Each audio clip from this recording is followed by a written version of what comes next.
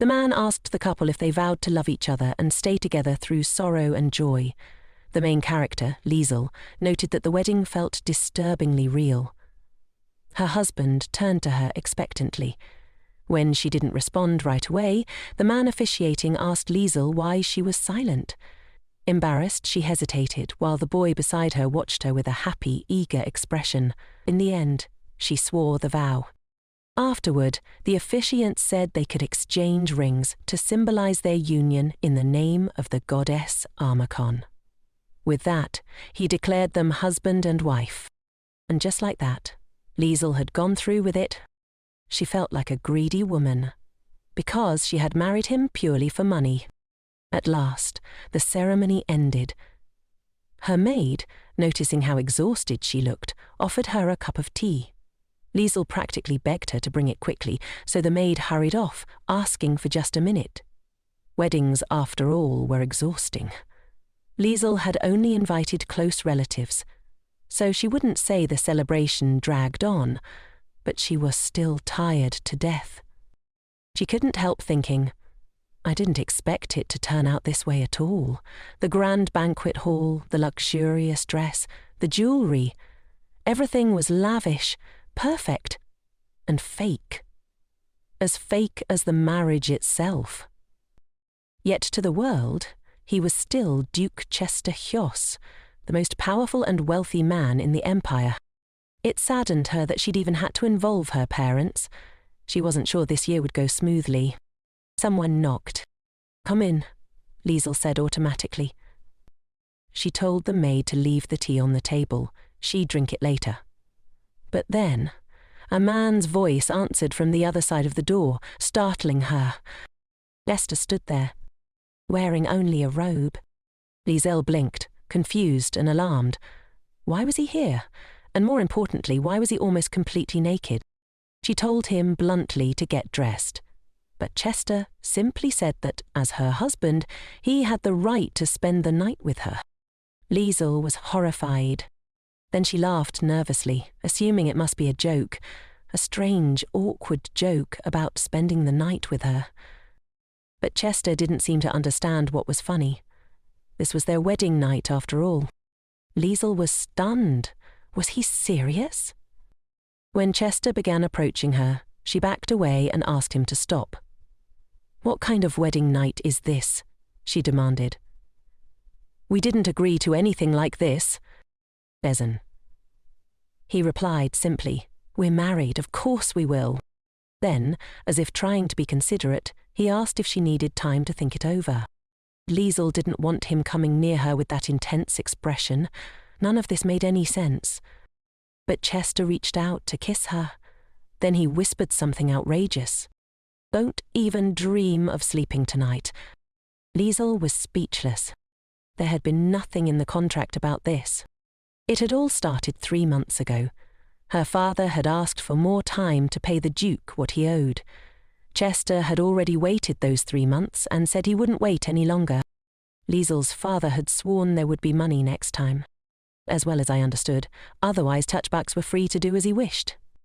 After that, the man paused to think, then said that if there was no money, the debt would have to be repaid. With the Baron's daughter. Leisel had no idea what was happening. Her father hadn't believed his daughter could truly be at stake, but the man made it clear. If the Baron didn't want his daughter involved, he needed to repay the debt.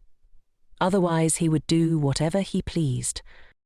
Reluctantly, the man gave the Baron 2 more months. The Baron tried to stop him, but the man had already turned away, leaving with his servants. Shaken, the Baron turned to Leisel and said he was deeply ashamed of himself. He begged her forgiveness.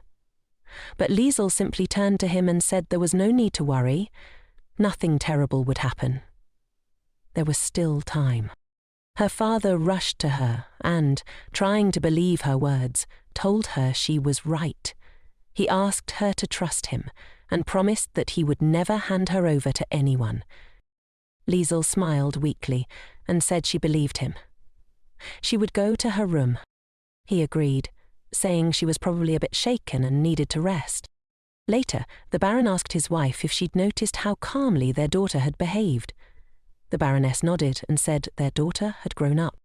Leisel, however, didn't understand just how bad things really were. Her parents' reactions made that clear. They'd probably have to sell the house. And truthfully, she hated Leisel. Because the main character isn't really Leisel. She was just a girl who had fallen asleep reading a novel, and when she woke up, she had somehow become Leisel, a spoiled noble girl in a book called Frozen. She hadn't even cared about this character. Lizelle had been a background figure to her. But now she was trapped in her body. And the real problem was how selfish and indulgent Lizelle had been. Her demands had pushed her family deep into debt. In the end, almost all their property had been taken. The worst part? The original Leisel had lived in luxury, enjoyed every bit of her wealth, and now the main character was left to deal with the consequences. She was frustrated. Why did she have to clean up this mess? Still, there was no point in whining now. She needed money, and fast. She looked around. The room was filled with expensive junk, dresses, jewelry, accessories. It was probably worth something. She decided to sell as much as she could. She started gathering everything that might fetch a price, though she had no idea what it would all be worth. She'd have to ask the butler to sell it. When she told him, the butler was stunned. He asked how much she hoped to get. She replied that she didn't know. The things were second-hand, after all, but she had to try. Moved, the butler teared up. He couldn't believe the lady was doing all this to help her father. After 20 years of service, he said it was the first time he'd felt so proud of her. She was touched, but not enough to hug him. Instead, she told him she was going for a walk. She didn't think she'd be able to raise the full 80 million, and time was short. 2 months was too little. Things were looking bleak. If only money would fall from the sky, Leisel muttered. Just as she was thinking about how to get the money, a piece of paper smacked her in the face. Annoyed, she looked up and grumbled, "If you're going to throw something, Lord, at least make it cash, not paper." Still, curiosity got the better of her, and she unfolded the paper. It was a wanted poster. For a missing 5-year-old boy. The reward? A staggering 100 million. Immediately, Lizelle remembered. Lapel was the main character of the novel she had read. This must be the time in the story when he disappeared. She practically lit up with joy. "Thank the heavens there's no law in this world against improving the life of a time traveller," she whispered to herself. After all, she knew exactly where he was. Her memory was sharp. This was her golden opportunity. She set out at once, eyes gleaming at the thought of that reward. "Maybe he's in this pile," she muttered, rummaging through a large bag of trash. But it was just that. Garbage, food waste, rotten and smelly beyond belief. "The smell is divine," she muttered dryly, holding her breath. "I really need to get out of this dump." But Leisel was a measured flower, as she liked to call herself, and a measured flower does not curse, no matter how foul the stench. She pressed on. 100 million shillings is no joke, she said. "I will find him. Even if I have to swim through 100 rivers of garbage, I will not go back to being the beggar I once was." Her clothes were already torn from the mountains of filth she had waded through, but she kept searching. Then, suddenly, she heard a rustling behind her. She froze, straining to listen. Had she imagined it? Carefully, she crept toward the sound. And there he was, a small boy emerging from a pile of garbage. He had black hair and striking red eyes, just like the description on the poster. He looked up at her and, in a hoarse voice, called her Mum. Leisel's heart stopped. She'd found him. She had actually found the boy worth 100 million shillings. She touched his forehead. Burning hot. Without a moment's hesitation, she scooped him up and ran straight to her estate. Her parents were horrified when they saw her enter, filthy and clutching a strange child. "I'll explain everything later," she panted. Call the doctor, now." The physician arrived quickly. After examining the boy, he reported that the child was suffering from extreme malnutrition and body pain. "With proper rest and medicine, he'll recover," the doctor said. Leisel thanked him sincerely. The doctor gave her a strange look. "How could things have gotten so bad that you'd let a child suffer like this?" She quickly clarified. "We didn't starve him. He was like this when I found him. The important thing was that he would live." And yes, he was the main character. Even now, just wiping the dirt from his face, she could see a glow returning to his cheeks. She couldn't understand how such a small child had ended up like this. Then she remembered the backstory. Lapel's father, Duke Hylos's son, had fallen in love with a commoner. They lived together happily, even having Lapel before they were married. The Duke opposed the union, of course, but after his death, they finally wed. Tragically, they were killed in an accident on the way home. Lapel, the only survivor, had hidden himself in a garbage dump. Lizelle's joy faded. She had been so focused on the reward money, she hadn't stopped to think about the child himself. He had just lost both his parents. She felt a pang of guilt and considered apologizing when he woke up. But, in the end, she decided not to say anything. They wouldn't see each other again after she got her reward.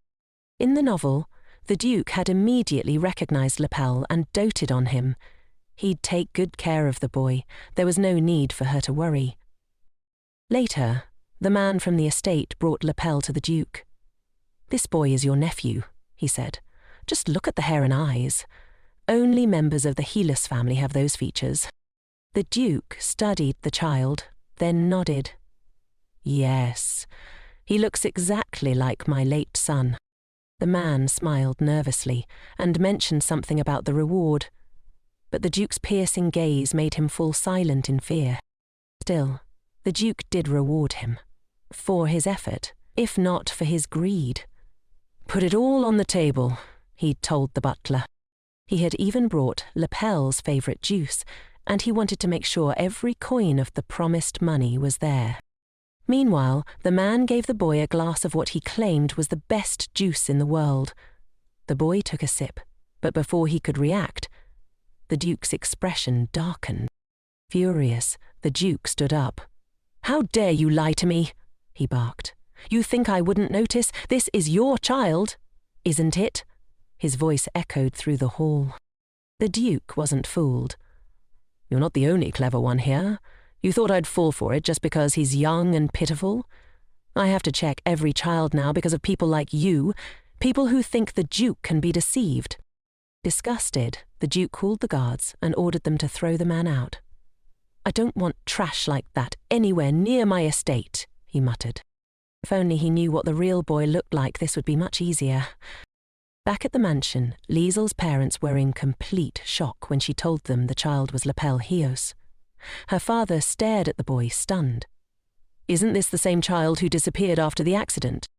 Leisel explained calmly. "I found him unconscious and brought him here. He needs help." But her father frowned and turned to his wife.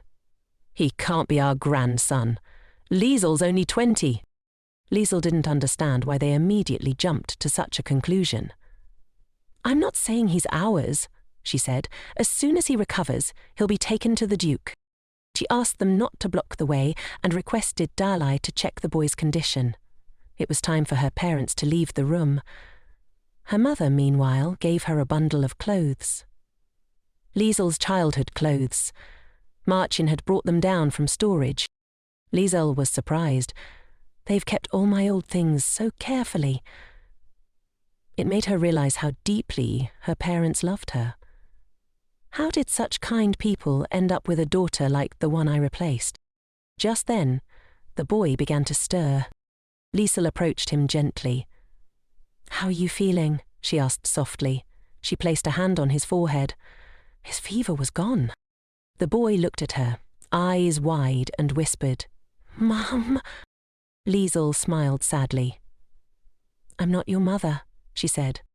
His expression crumpled, and tears welled in his eyes. Where's my mum? Where's my dad? It hit her then. He didn't remember. The trauma must have caused him to lose his memory. He couldn't even recall their faces. It was far too much for a child. You don't have to cry, Leisel said, picking him up in her arms. Everything will be okay, I promise. Your family is waiting for you. Once you're better, we'll go see them. The boy blinked at her. You're not my family? She shook her head gently. I'm just Leisel. He repeated her name softly, and she smiled. And you are Lapel Heol. I'll call you Lapel, okay? The boy nodded, calmer now. His tears had stopped. Leisel could already tell he was a clever and sweet child. All you need to do now is get better, she said. What do I have to do to get better? He asked. It's simple, she replied. Eat your medicine and your rice. But first she needed to clean him up. Time for a bath, she said.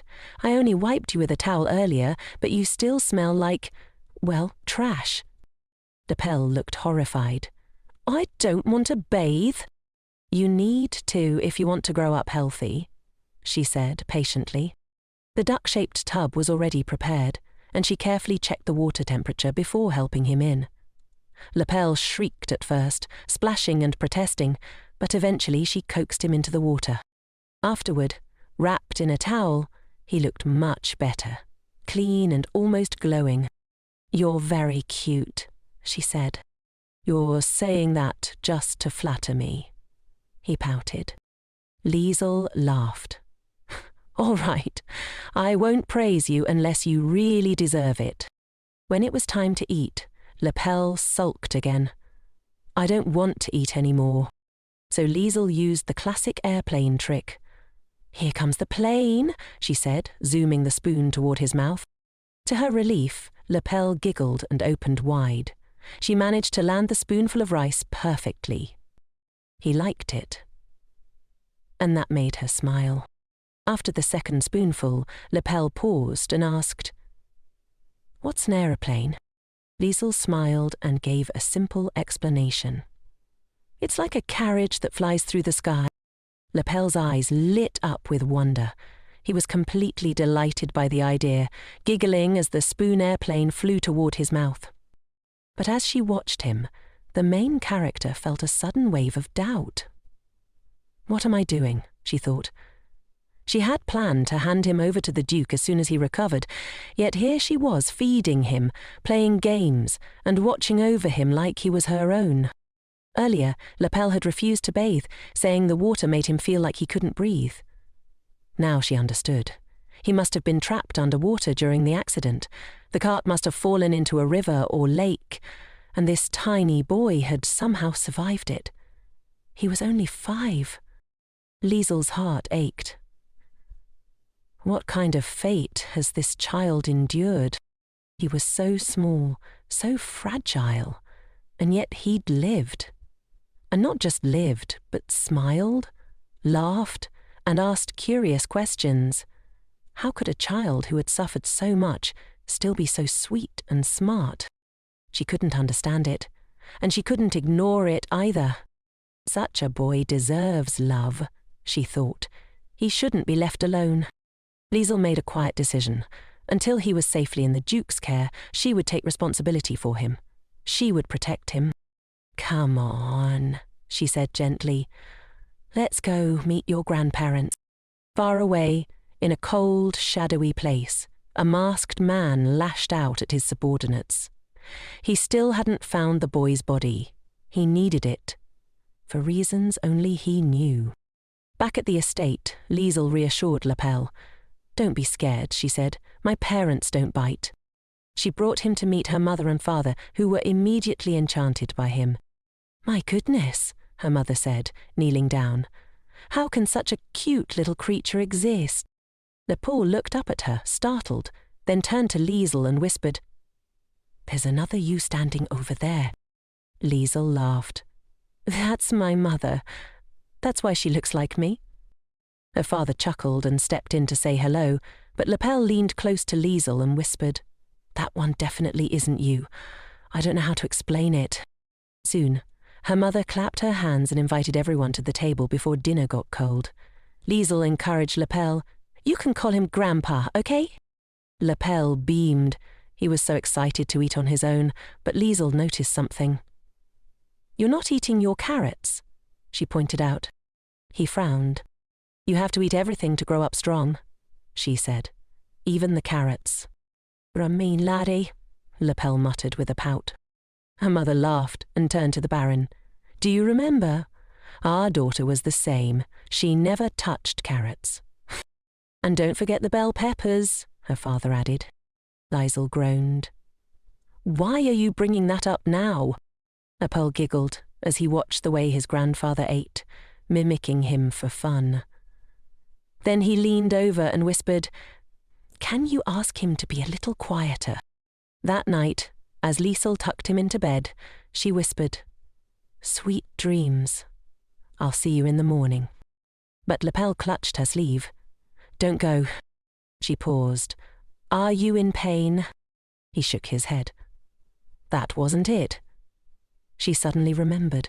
He had spent so much time in a filthy, terrifying dump. Of course he didn't want to be alone. You want me to sleep here, with you? She asked. He nodded. So she climbed into bed beside him. And in the quiet darkness, Leisel held him close, gently promising herself that she'd stay for as long as he needed her. Afterward, she decided to sleep beside him, and the boy fell asleep right away. Things were getting complicated. The more attached she became, the harder it would be to hand him over to the Duke. The next morning, Lapel happily showed his grandparents a drawing he had made. With excitement, he pointed out each person. Grandpa, Grandma, Leisel, and Marchand. They were all overjoyed. He is a genius, her father said proudly, a pure artist. Even the butler was stunned. He drew me too? They'd spent so much time together lately that none of them wanted to let him go. When Leisel asked them to stop clinging, they begged for one more day. But she stood firm. We have to think about his real family too, she said. They're worried sick. Lapel, however, was thrilled. He thought they were going to his home. Leisel didn't correct him. She was glad he had recovered faster than expected. If he had stayed any longer, her heart might have broken, and that would make it even harder to give him up in exchange for a reward. I need the money, she reminded herself. Just forget about him afterward. The butlers at the Duke's estate finally allowed them entry. Leisel was stunned by the sheer size of the garden. What's that? Lapel asked, pointing at something shooting into the air. That's a fountain, she replied. He was awestruck. This house was much bigger than Leisel's. The girl had known the Duke was rich, but this mansion screamed obscene wealth. A well-dressed butler greeted her and said he would go fetch the Duke. It would only take a moment. While they waited in the grand reception room, Lapel whispered, He's a really handsome butler. Leisel was too nervous to reply. The luxury of the mansion made her feel strangely small. Lapel noticed. Are you okay? He asked. She forced a smile. Of course, everything's fine. A few minutes later, the Duke entered. Sorry to keep you waiting, he said, introducing himself as Chester. He was, in a word, stunning. Tall, refined, and sharply dressed, his appearance was almost unfair. Too much beauty for one man, Leisel thought. Mother Nature really went all out on this one. Without thinking, she muttered, He's so hot. Then froze. Did I just say that out loud? She panicked. Hopefully he didn't hear it. Lapel, confused, tugged on her sleeve. Is he hot like food? Does that mean he's tasty? Leisel nearly choked. Murphy's Law really only applies to time travellers, she thought. This is a setup. The butler gently interrupted to say they could begin discussing matters now. Leisel quickly reminded Lapel to stay quiet while she spoke to his uncle. The butler left to prepare refreshments, and Leisel apologised for not introducing herself earlier. I'm Baron Frozen's daughter, she said. and this child is the one you've been searching for." She turned to Lapel and encouraged him. "Go on, say hello." Lapel stepped forward and politely greeted the Duke. Leisel noticed the intense way the Duke was staring. It was obvious. This boy was his nephew. In a separate room, the butler confirmed to the Duke that the young woman waiting for him was, indeed, Baron Frozen's daughter.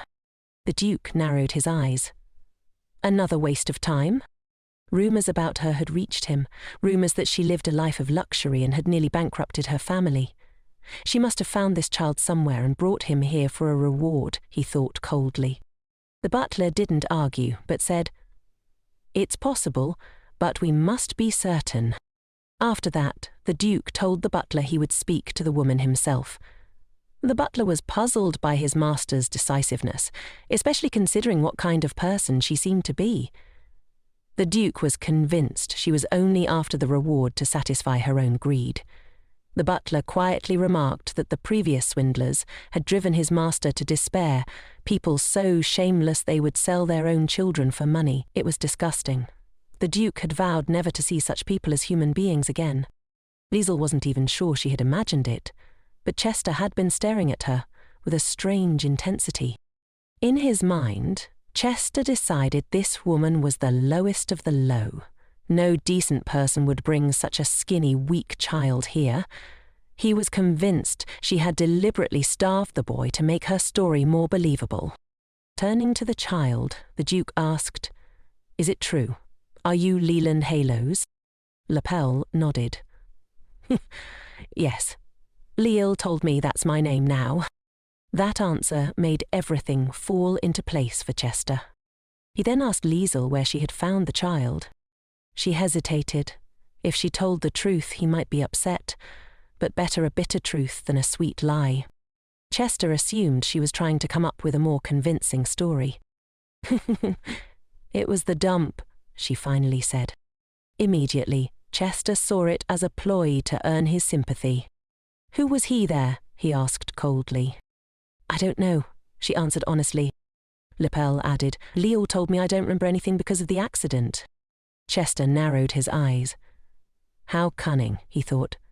She coached the boy to say that, just to avoid any detailed questions. But he wasn't going to be fooled.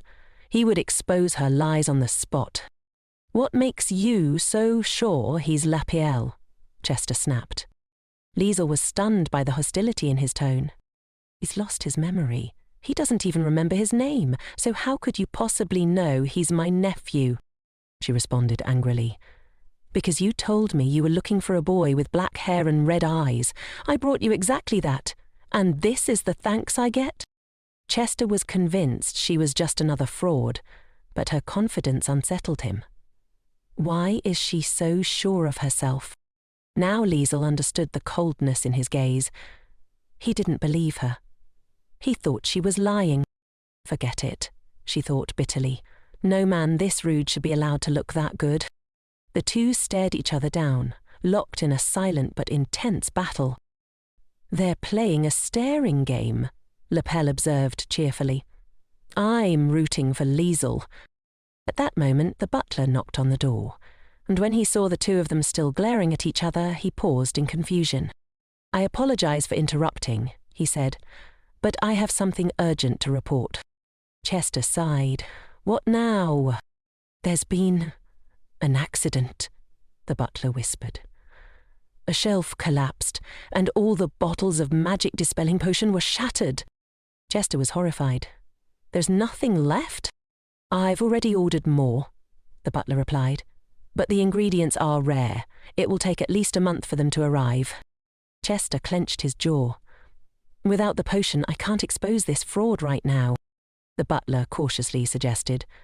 "Perhaps, for now, it would be best to send the lady home?" Turning to Leisel, Chester apologized stiffly. "Unfortunately, I won't be able to issue the reward until next month." Leisel blinked. "Are you saying you think I'm a fraud?" "There have been similar cases," he admitted. "So yes, I'm suspicious. Caution is wise." She swallowed her pride. Your caution may be understandable, but saying that to my face is still incredibly rude. She didn't know what kind of man he was. But one thing was clear. She didn't want to see him again. It's time for us to leave, she said curtly. She told Lapel it was time to go and asked the Duke to contact her once the potion arrived. But Chester stopped her. Leave the child here, he said. Leisel turned back, stunned. Excuse me? I meant you can go, but leave him. Lapel shrank back in fear. Chester's status as his uncle was undeniable, but he clearly didn't believe it himself. And now he was asking her to leave the boy behind? No, Leisel said firmly. I won't do that. Chester assumed she was after the reward. If you're truly honest, he said, then I swear on my name that I will repay you. But I must ask you to leave the child. That's not the point, Lizelle snapped. I'm responsible for him until you accept him as your nephew. She turned to leave, Lapel clinging to her hand. The conditions here are far better than in your home, Chester said. Why don't you want to leave him here? Are you saying the conditions in my house are bad? She shot back. Then she knelt and asked Lapel directly, Do you want to stay here or come home with me? I want to go to Grandma and Grandpa's, he said without hesitation. Leisel stood. You heard him. Chester was livid. If you take him now, you'll get nothing, he warned. But the butler stepped in. Please, wait, he said. If you leave now, it may be dangerous for both of you. Leisel looked at him, confused. The butler lowered his voice. The Halos family has many enemies. In the original story, there were constant assassination attempts and conspiracies. If rumors spread that you're hiding a child of the Halos family, innocent people could get hurt. He looked at her solemnly. Please, consider this carefully. It could be traumatic for the boy. Still, the Duke was determined to expose her lie. He wanted to see her continue pretending that her words and actions were sincere. Chester believed that it wasn't enough to simply brainwash a child. You also had to appear genuinely caring. The level of calculation involved astonished even him. You're having trouble deciding, the Duke added. You may stay here with him for the month. Leisel was so surprised she had to ask him to repeat himself. The butler, too, thought he had misheard. She was given a room in the mansion. The boy was absolutely delighted. His room was spacious and beautiful. Leisel admitted, it was all very lovely. The butler told her that he had already informed her family that she would be staying with them, so she didn't need to worry. He introduced himself as Ran. Leisel then asked if she could request a carriage for the next morning. She needed to return home briefly to pack her things and explain the situation to her parents in more detail. Lapel doesn't like waking up alone, she added, so I have to be back before he wakes up. That means I need to leave early. Ran promised to handle everything properly. Internally, however, he was skeptical. As Mr. Chester said, she really is a magnificent swindler. She's even keeping up the act in front of him. Ran believed she would fall for the luxury of the mansion and take the bait. After all, it was only a matter of time before the truth came out. He resolved to report her every move to his master. Still, the butler couldn't help but wonder why his master was so fixated on her. That night, Leisel asked Lapel why he wasn't asleep yet. The night sky is really beautiful, he said. I want to have a star from it. Leisel smiled. We can't just take stars. We'd get caught. Lapel's face fell. But I really want one. Feeling sorry for him, Leisel decided to play along. Well, I did catch a star, she said, holding out her empty hands. The boy's expression fell again. There's nothing there.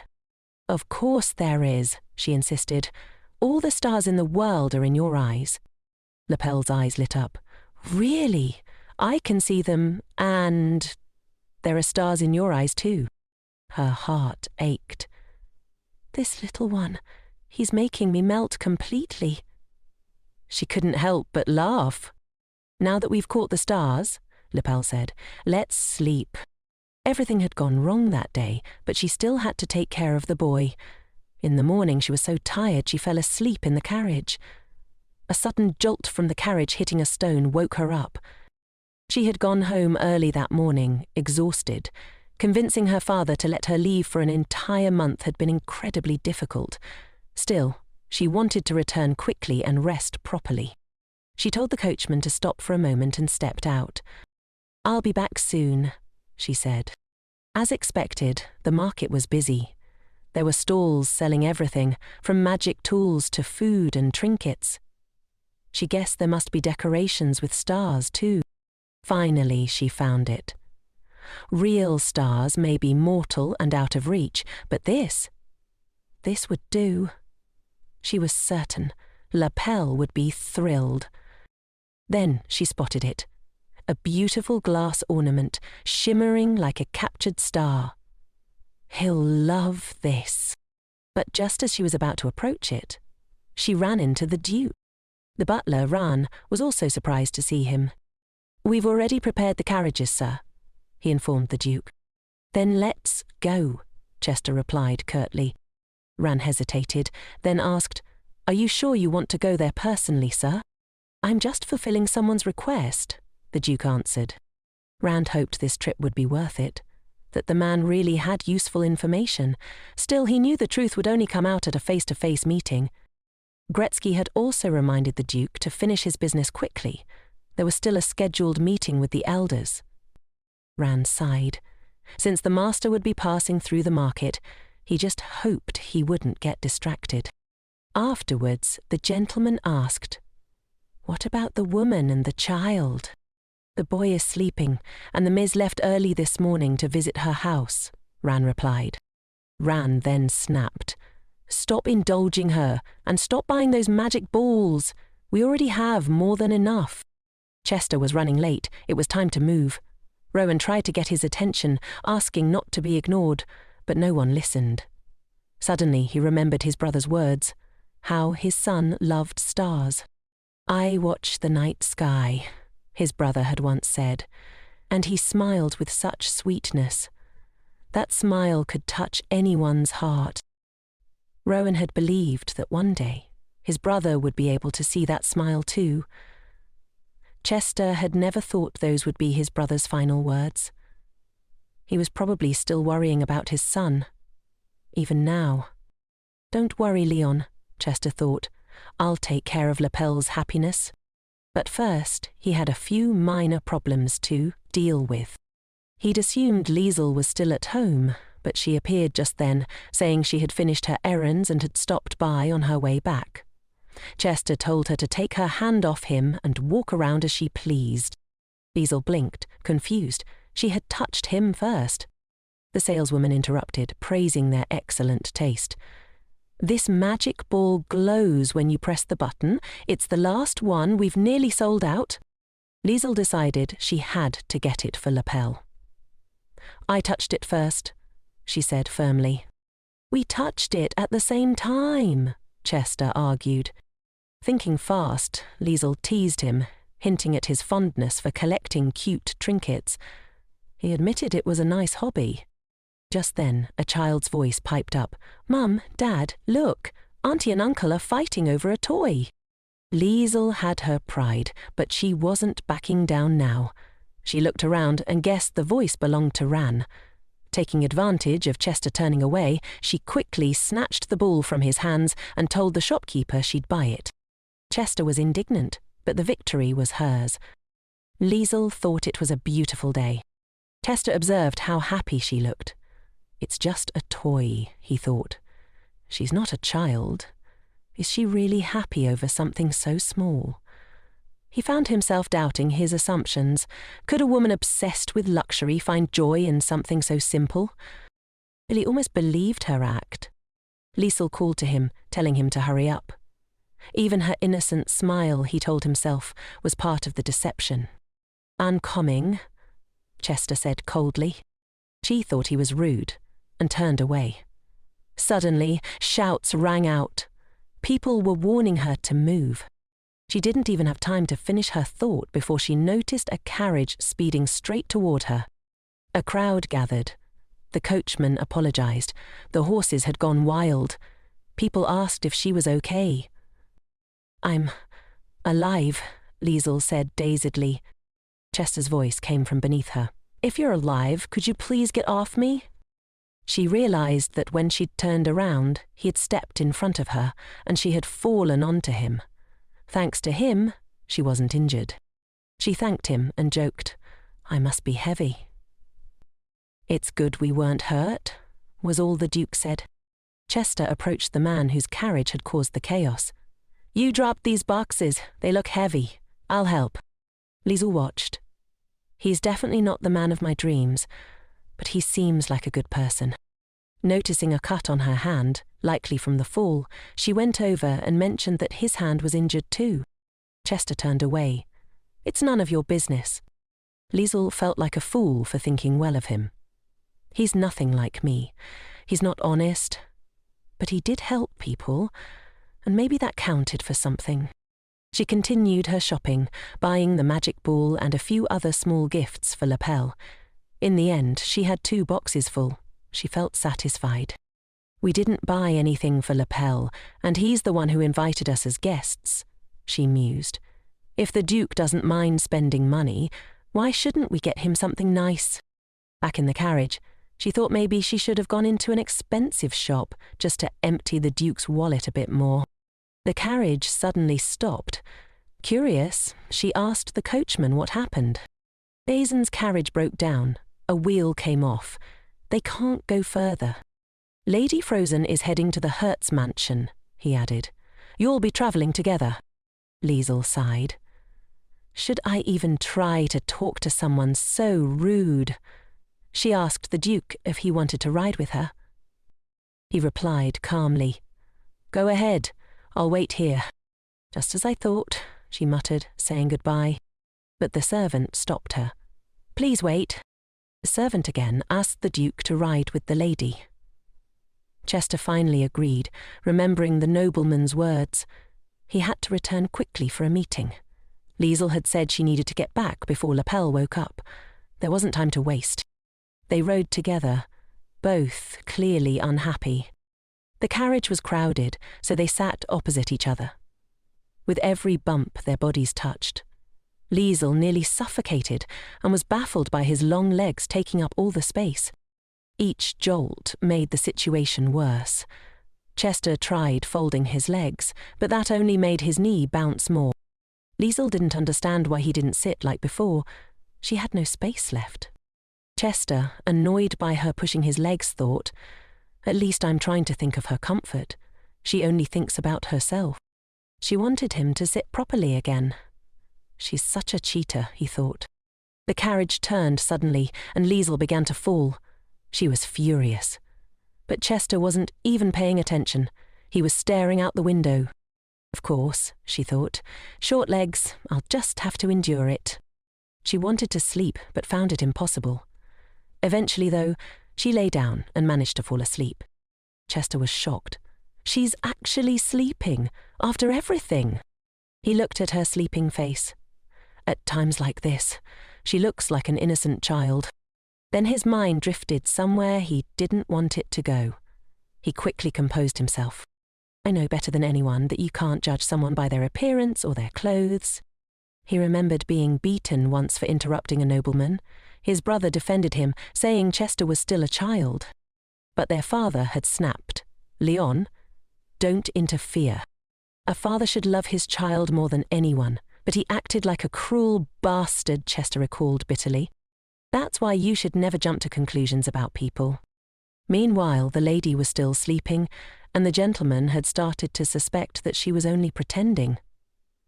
But then, quite suddenly, she fell headfirst against the carriage window with a loud thud. Chester was shocked. How had she not felt that? The impact had been loud enough to make him wince.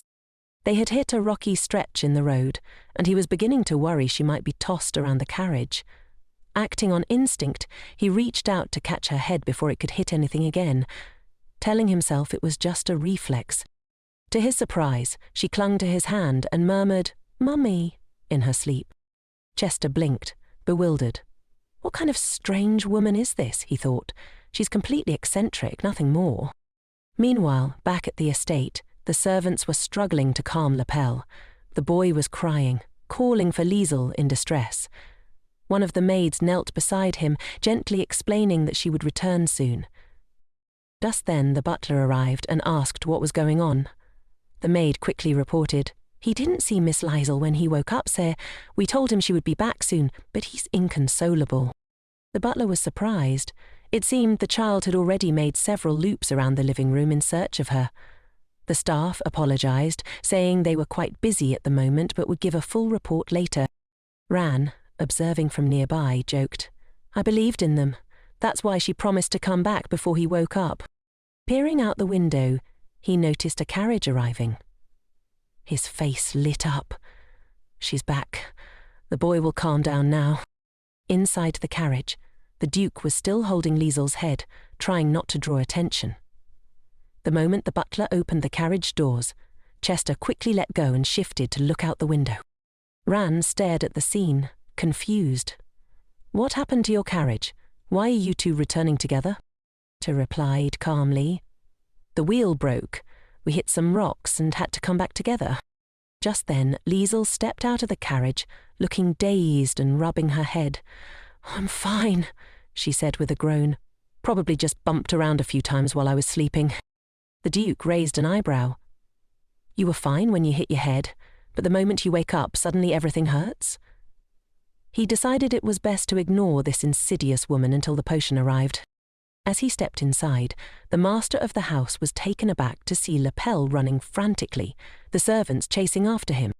Leisel was taken aback when she saw the boy immediately rush into her arms. Lapel began to cry, accusing her of being cruel and expressing that he didn't understand why she had left him alone. Liesel's heart ached for him. The butler observed how deeply attached the boy was to his mistress, but the gentleman, Chester, reminded him not to let his guard down until they had all the facts. If anyone noticed anything suspicious, they were to report it immediately. As the boy clung to Leisel, the servant suggested that she leave her luggage behind, but Leisel insisted on handling it herself. She was exhausted and longed to rest, but first she needed to calm the boy down. Leisel approached him and asked why he was crying when she was there. Lapel sat sobbing, pleading with her not to abandon him. Leisel, perplexed, explained that she hadn't left him, she had just been away on business. The boy kept repeating that if she left him again, he would be alone. He then mentioned having to return to the dump, which made Leisel feel ashamed. She hugged him tightly, reassuring him that she would never, ever leave him alone. Lapel asked if she was being sincere, and Leisel promised that she was. She then asked him to wait for a moment while she went to the gifts. Leisel told Lapel that if she were leaving, she wouldn't have bothered to buy him a present. She asked him to hold the magic ball for now, and closed the curtains. The boy was confused, especially as the room was growing darker. Leisel wanted to show him something special. She asked Lapel to watch carefully as she pressed a button on the ball. Instantly, the ball began to sparkle, and the room filled with twinkling stars. "These are real stars," Leisel said. The boy was mesmerized, his face lighting up in awe. "These are your stars now, Lapel," she continued. "This is your home, and no one will ever drive you away." The boy, overjoyed, pressed himself against her. Though they would part soon, Leisel wanted to keep this promise to him. Yet, deep down, she knew she couldn't keep it forever, and that made her feel guilty. Meanwhile, the woman who had taken the boy was now in the Duke's mansion. The masked man asked if they were sure it was the same boy. The servants confirmed that he had black hair and red eyes. The woman, they noted, was the Baron's daughter. The masked man froze. "Is this the vain girl we've been talking about?" he asked. He then turned to the servants and sighed. "Is that all you found out? You've had all this time and this is what you've come up with? I could have learned more from gossip." Furious, he quickly called Hazen and ordered him to dispose of the trash. The servants begged for mercy, but their pleas fell on deaf ears. Hazen asked what the plan was now, and the gentleman responded, We'll start with the magic sphere. Ran, looking on, noted, from what we've learned, the accident wasn't an accident at all. The target was Leon himself. Chester slammed his hand on the table in frustration. Who would dare do such a thing?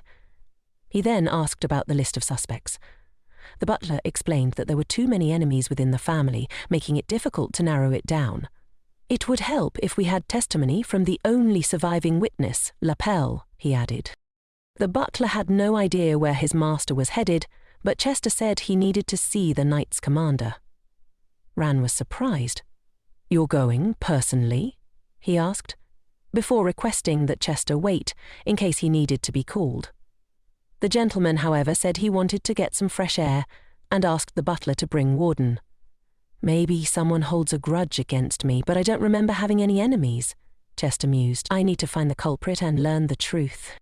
As Chester passed by the servants, he overheard one of the maids asking another if she was afraid of the Duke. They say he might have killed his older brother to take the title, she whispered, shuddering at the thought. It's a terrifying possibility. Another maid scolded them, warning, keep quiet, the walls have ears. The conversation shifted to the assumption that Chester had killed his brother for the title of Duke. Killing your own brother for power is a mockery of family, one of them said. He needs a scapegoat to clear his name of this fratricide. The Knight Commander noticed Chester's arrival and immediately assumed something had happened.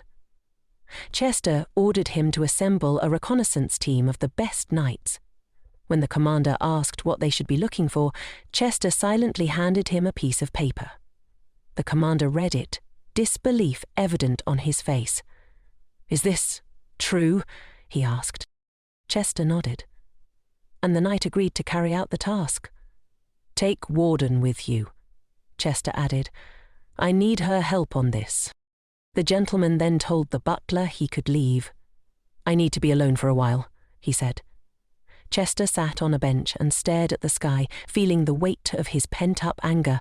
The rustling of the leaves around him provided a slight sense of calm, so he decided to stay there for a bit longer. Suddenly he heard the voice of the boy and assumed they were playing nearby, but he still wanted some peace. It was too noisy. Chester thought, we need to find somewhere quieter. Meanwhile, the lady and the boy were playing with the magic ball when Leisel was startled to see the gentleman there. She quickly apologized for disturbing him, explaining that the boy had simply misjudged his strength, which was why the ball had flown all the way over. She couldn't quite understand the look on his face. Chester calmly passed the ball back to her, but Leisel noticed something disturbing. The same wound he had sustained because of her, and it seemed like it hadn't been treated. This worried her. She asked if he had treated the wound, pointing out that if he hadn't, he could get tetanus. The Duke, seemingly unfazed, didn't understand what that was, especially with how serious and angry she seemed. He waved it off, saying it didn't matter and that he'd take care of it later. But Leisel insisted he had to treat it in front of her. If you get sick, I'll feel guilty, she said firmly. The gentleman continued to downplay it, claiming everything was fine. Turning to the maid, Leisel asked her to leave Lapel with Kay and bring the first aid kit. Chester noticed how quickly she was giving orders, and it seemed like she was trying to hurry him away. He couldn't help but feel like she couldn't stand being around him for even 5 minutes. Leisel, noticing this, said, If you think I'm happy to be around you, it's not true. I feel guilty about the scar, not to mention the possibility of you getting ill. I don't want to sit here idly while you risk getting worse. The maid returned with the first aid kit, and Leisel thanked her before preparing to treat the wound. Chester, observing her, realized she was quite a restless woman. Leisel, however, was determined that he wouldn't think she was trying to confuse him. Sitting there like a good boy, Chester surprised her, but Leisel didn't want to be the one to back down. If he didn't want her help, then he'd have to treat it himself. No one needed tetanus here. Meanwhile, Lapel had grown tired of waiting and was ready for bed. Leisel, turning to him, asked, Are you ready for bed? The boy nodded, mentioning he had already put on his pajamas. Leisel smiled, praising him for his independence. "Then let's wrap ourselves in a blanket and get some rest," she said. Lapel smiled back, wishing her a good night. As she tucked him in, he suddenly asked, "When will we go back?" Lizelle was surprised and asked, "Where do you want to go back to?" He explained he meant his grandparents' house. Leisel agreed, but only if he promised to eat well, play, and grow strong. She didn't understand why the boy was so sad, and in that moment she wondered if it was because he had bad taste. But the 5-year-old sighed heavily, his small shoulders slumping in front of her. Leisel didn't want to lie to him, but she couldn't promise when they would return. However, she knew she needed to distract him somehow. "Would you like to take a walk around the city?" she asked.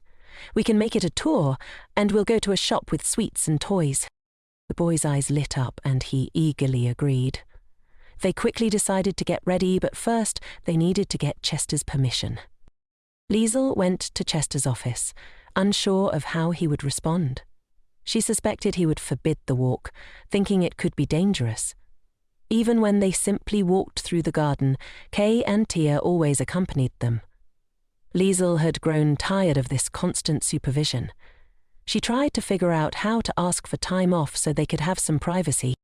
The butler met her in the corridor and asked if she had business with Chester or if she was afraid of disturbing him. He reassured her that she didn't need to worry. Leisel told him she would be entering Chester's office, and when the butler said that Chester would never allow it, she decided to press on. She knew he was stubborn, but she couldn't just give up. After all, she had promised the boy. She argued that it was very important for him to explore the world at his age, but Chester insisted that if there was nothing urgent to do, they should stay at home. Leisel noticed the bandage on his hand and pointed it out, commenting that he had treated it himself. The butler was surprised to see his master wounded.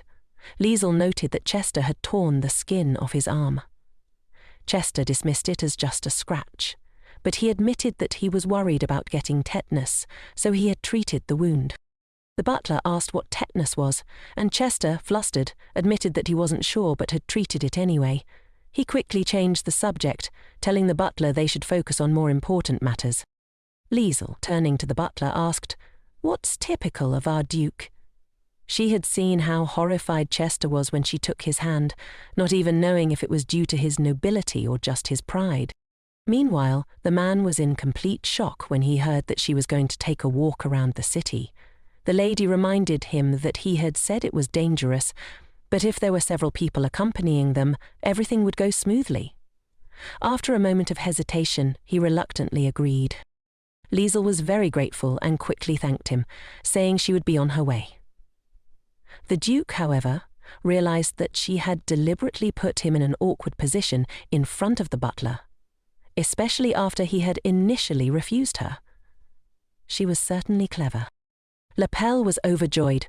"Mom, look at all the toys!" he exclaimed, rushing ahead. The boy was so excited that he even called her Mum. Lizelle reminded him not to run too far ahead. She thought they were simply going for a walk, but she hadn't realized how much of a spender the boy was. She only had 1,000 shillings, and now she was already considering selling her necklace to cover the cost. The girl offered him something sweet, and he happily accepted. Leisel was relieved that everything had worked out without much financial strain, but suddenly a thief appeared behind her. The lady screamed, urging the guards to catch him. Lapel was stunned, but Leisel quickly noticed the thief and shouted for help. Knight rushed to her side, instructing her to stand behind him. Another knight remarked that the thief was fast, so much so that they couldn't catch him. The lady, frustrated and upset, was reassured by one of the knights who said he would check on her condition, but in the meantime she should stay with the other knight. Leisel's safety was clearly a priority, but the knight asked if she was okay and assured her that his friends would bring her purse back soon. Lapel, undeterred, told Leisel that he would protect her and instructed her to stand behind him. Just as he spoke, the thief tried to escape, but Leisel grabbed the boy in her arms and called for the knight. The knight, with swift reflexes, tripped the thief, causing him to fall. Leisel hoped that this wasn't just some kind of time traveler's rule, where the hero always has to be the one to make the dramatic move. She was glad the situation had turned out in their favor, but she was still nervous. Lapel, noticing something on the ground near the thief, reached out to touch it, but Leisel quickly stopped him. "Don't touch anything," she said, walking ahead to check on her belongings. Kay, the knight who had chased the thief, asked his partner why he hadn't caught up with the thief. The partner explained that the thief was simply too fast, and once he realized he couldn't catch him, he turned back. Leisel was grateful, though she downplayed it, saying it was just a coincidence. Still, it had been a relief to get her bag back. Afterward, she quickly snatched the bag from the child's hands. Leisel thought she could have done it more carefully, as she almost tore the boy's arm off in her haste over the unfortunate bag. The woman then decided to offer Leisel some jewellery, claiming it was a gesture of gratitude. She insisted that Leisel take it, saying she wanted her to wear it for her health before running off immediately. The necklace seemed expensive, and everything about the situation felt suspicious. Leisel couldn't help but wonder. After all, not all aristocrats carry spare diamonds in their handbags for emergencies. Even the thief had acted clumsily. The woman thanked Leisel, not the knight who had tried to help her, which seemed odd. Perhaps the necklace was cursed, she mused. Lapel suggested they go another way, pointing out that something interesting was happening there. Everything seemed so shiny. Leisel was caught between the temptation to sell the necklace or keep it. It was hard to resist her natural greed. Lapel, on the other hand, was delighted to see a real star. The seller, noticing their interest, said this was the last music box and offered to sell it for only 1,000 shillings. Leisel noted how difficult it would be for a beggar, especially one with a child in her arms, to turn down such an offer. Her heart would break with every refusal. Lapel asked if they could have it, and she decided to sell the necklace. The buyer informed her that the diamonds were fake, but he could still buy it, though the price would be much lower. Leisel felt a twinge of sadness that the diamonds were fake. But at least they could live comfortably now. 2,000 shillings for a beautiful design wasn't so bad. Lapel, curious, asked why she was so happy. Leisel explained that they were going to buy him a star, and that's why she was pleased. She also decided they should spend all the money, so she ordered drinks for everyone at her expense. Everyone was happy, and it was clear how easily money could lift people's spirits. Meanwhile, the masked man was horrified when he found out she had sold the necklace. He threw his glass at the servants, furious. They apologized, explaining they hadn't anticipated this outcome. He yelled at them to be quiet, saying they didn't understand how rare the magic stones in the necklace were. They needed to retrieve it immediately.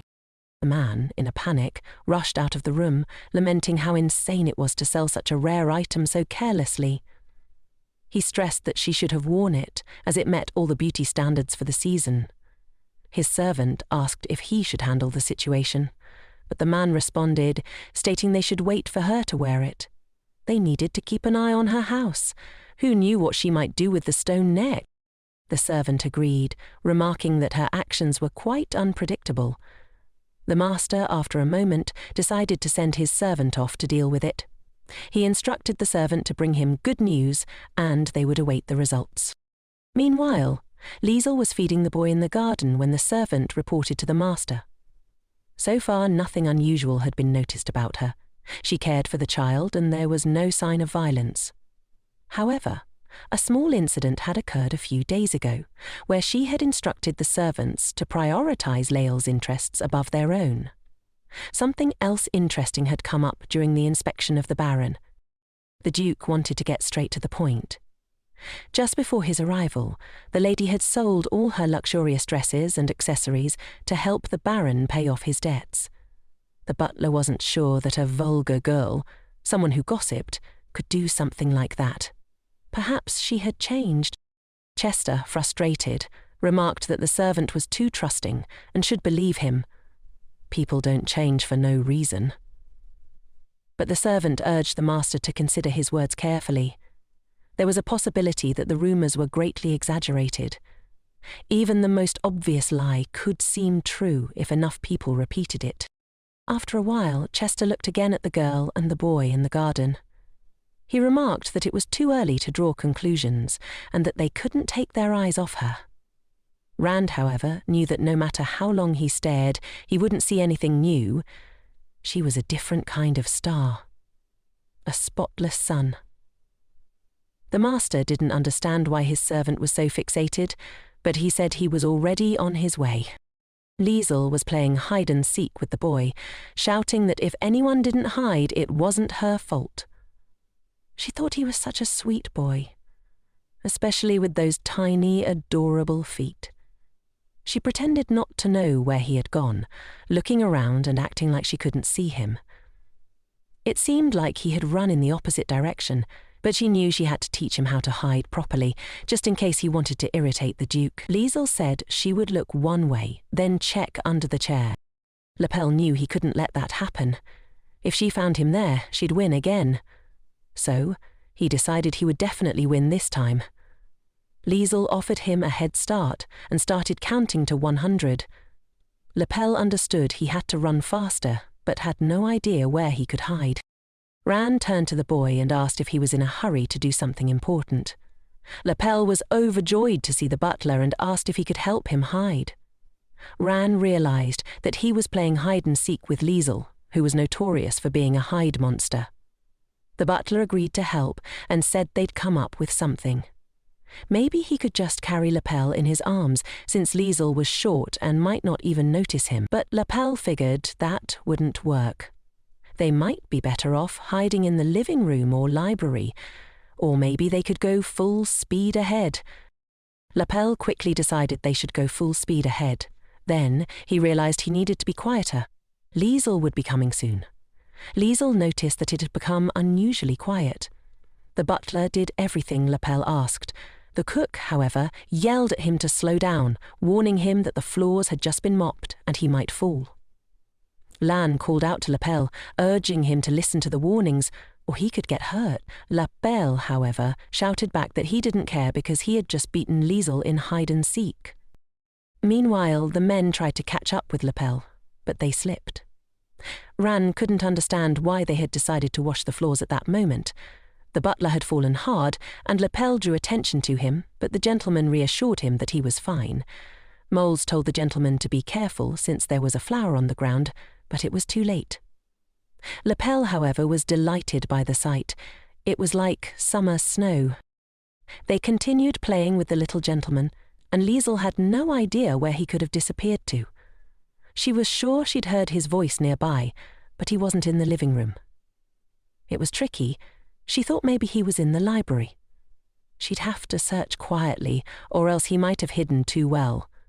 The library was huge, making it difficult for her to search effectively.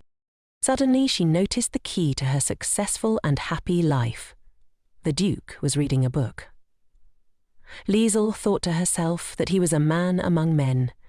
If he could carry such a large ladder by himself, she would have hired someone to do it. It was almost as if there was a new medieval profession, ladder mover. But for something like this, what wouldn't you do? It must be fate. She asked him to continue showing the way to her wayward newcomer. There it was, the key to the happy life of a strong and independent woman. The book was called How to Turn 1,000 into 10 Billion Shillings. Given the characters of the Hyos brothers, it was unlikely they would have bought a useless book. Now it seemed possible to increase her capital. Leisel decided she would pay off her debts, and the remaining 20 million that the Duke would give her would multiply many times over. Then, she would be able to live her own life. Suddenly, Leisel began to fall, but surprisingly, it wasn't painful. It felt almost pleasant, as though she were being caught by someone. She realized Chester had caught her. He was so handsome, like a sculpture. And for some reason her heart skipped a beat. This was crazy. She was losing her rationality.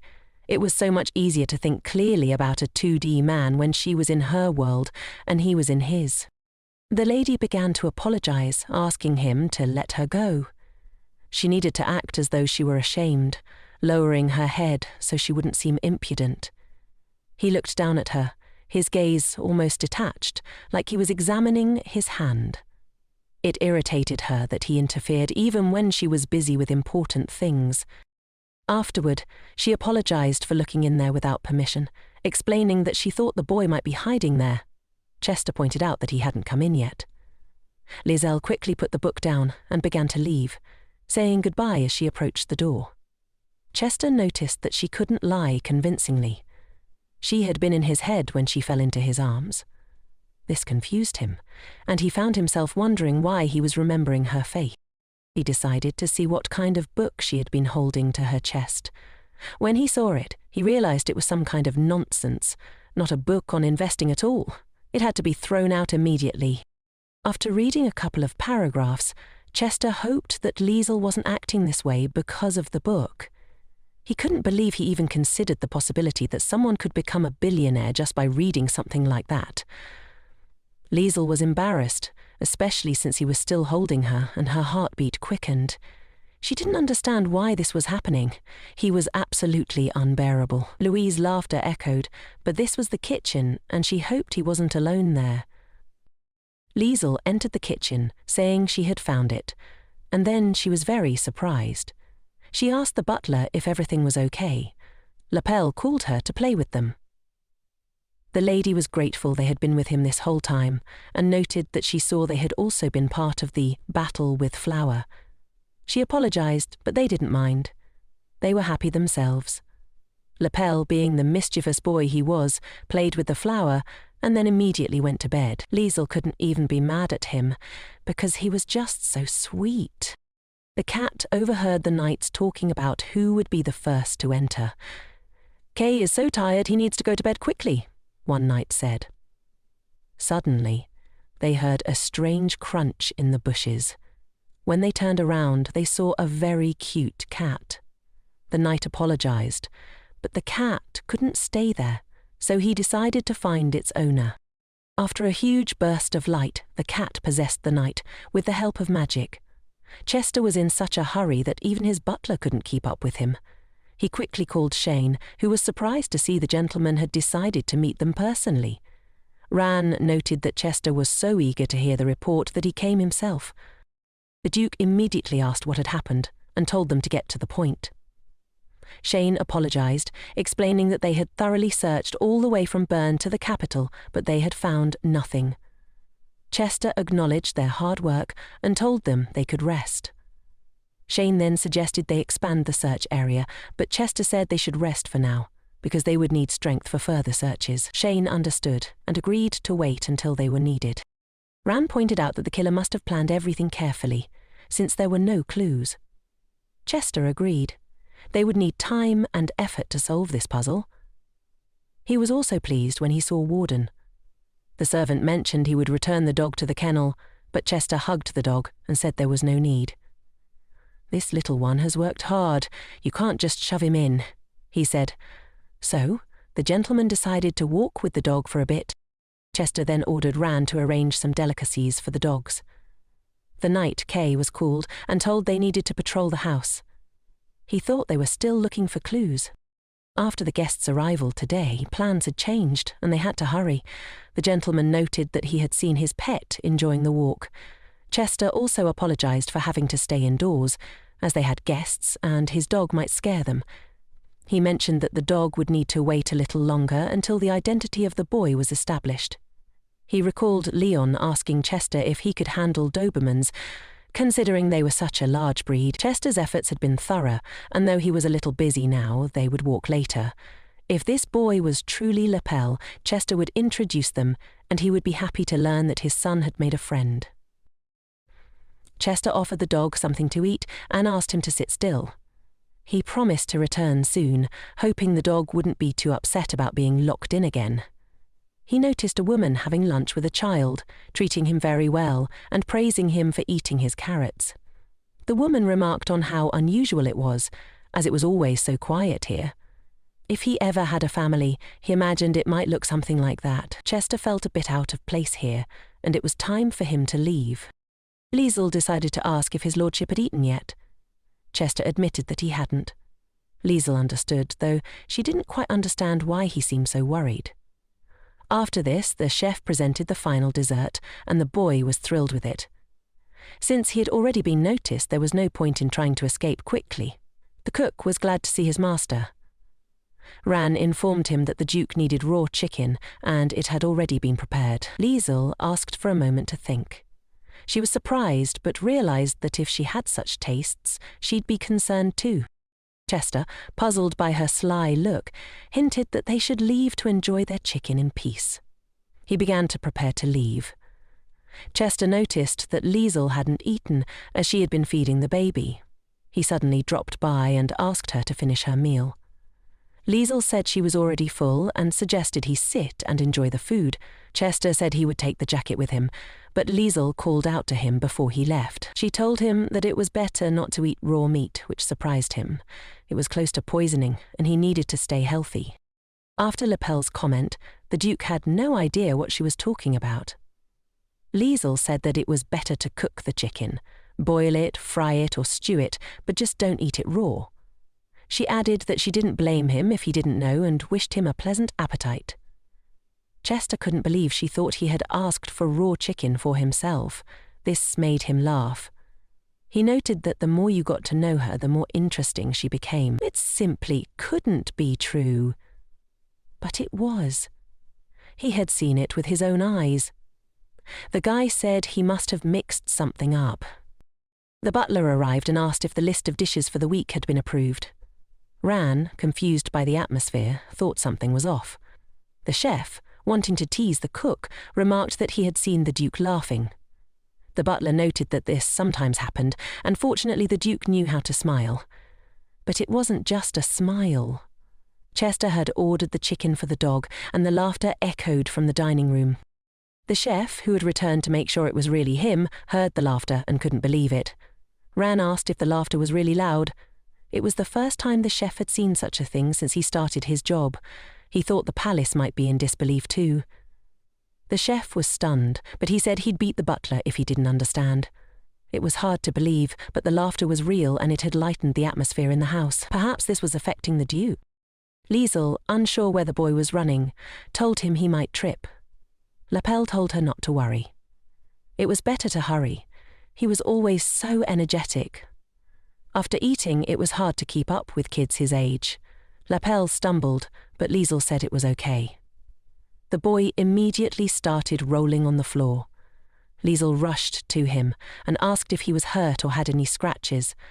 The boy assured her he was fine and stood up on his own. They had just bathed and combed his hair, and now he was dirty again, with blades of grass stuck in his hair. It was true that every day for a parent felt like hard work.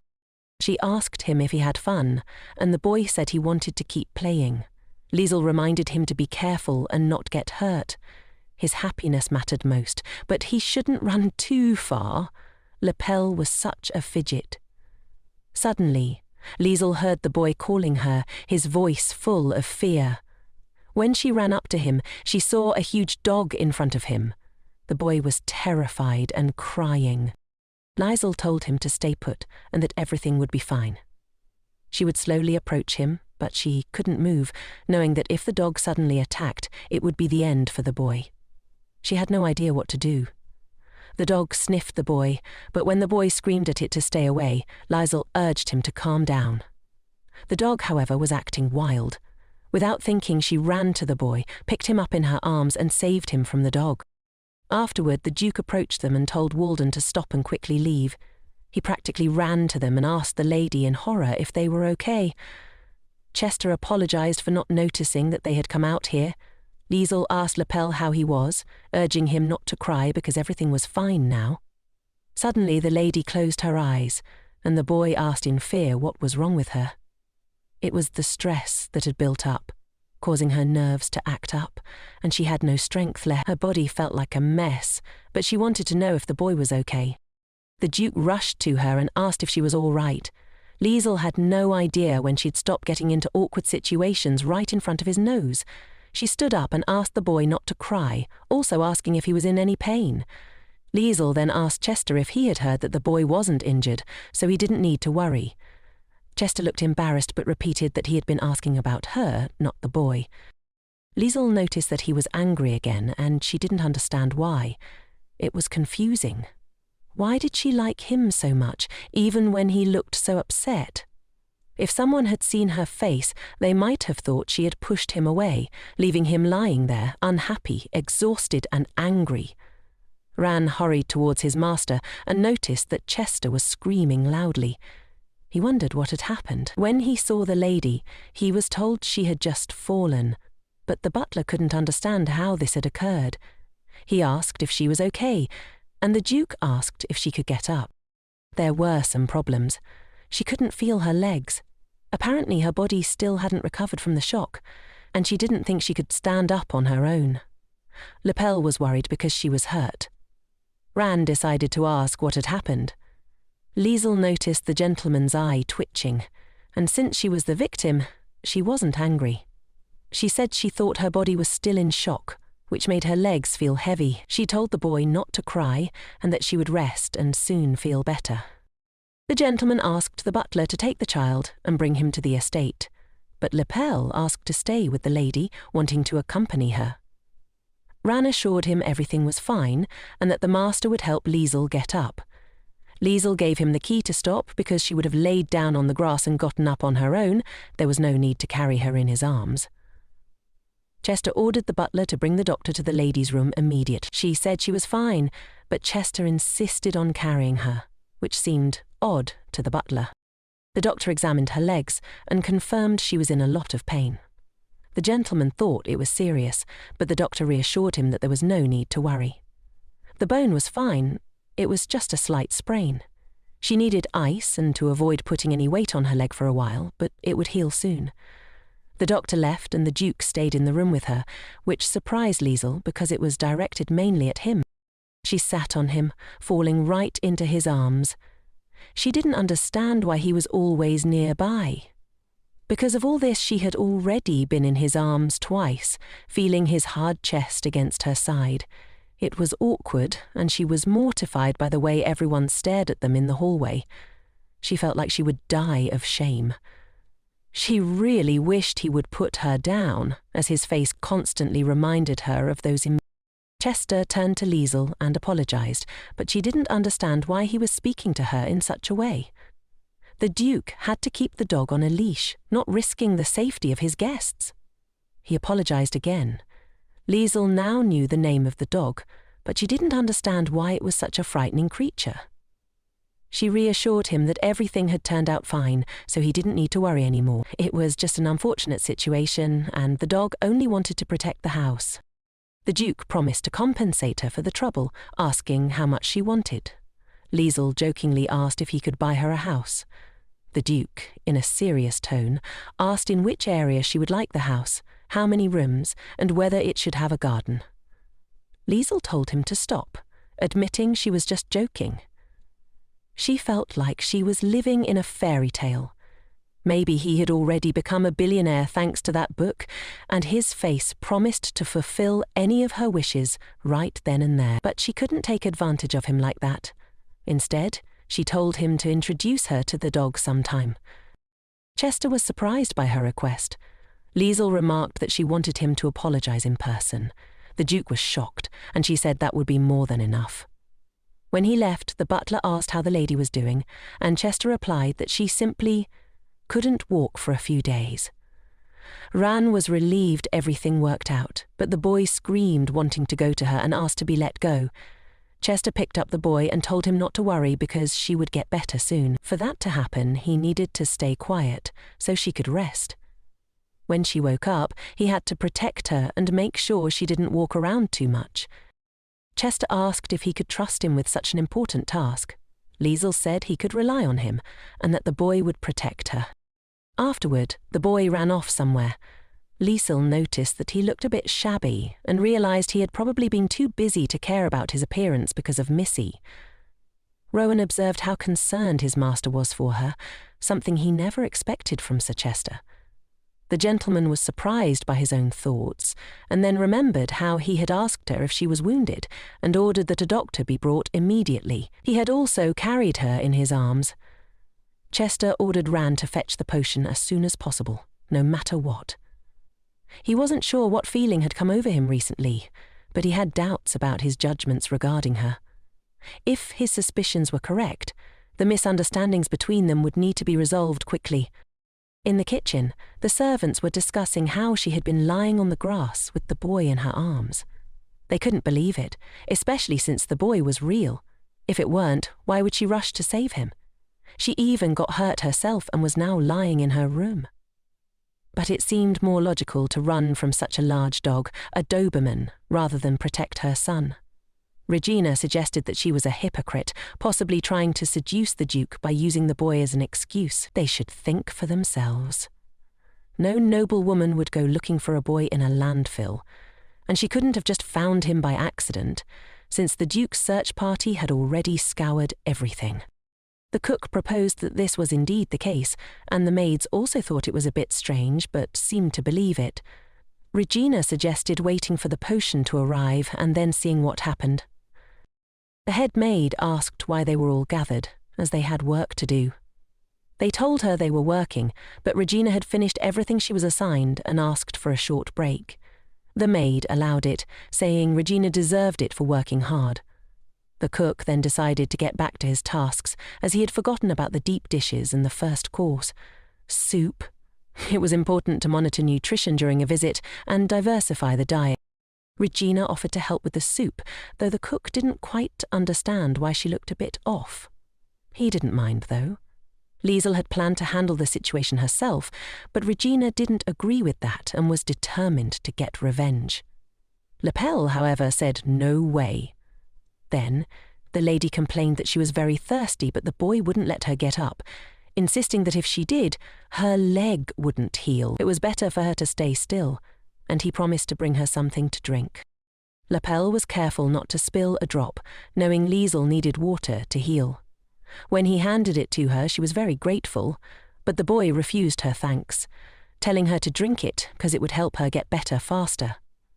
Leisel wanted to tell him that her hands were fine and she wasn't paralyzed, but he insisted on giving her the drink from his hands. She thanked him sincerely, and he was pleased. He told her to never get sick again, and she promised she wouldn't. His sweet scent intoxicated her, and she wished she could stay like this forever. But with only a few days left before their separation, she knew she had to stop dreaming about things that wouldn't come true. It seemed like it would be hard for her without him, because he was her little hero.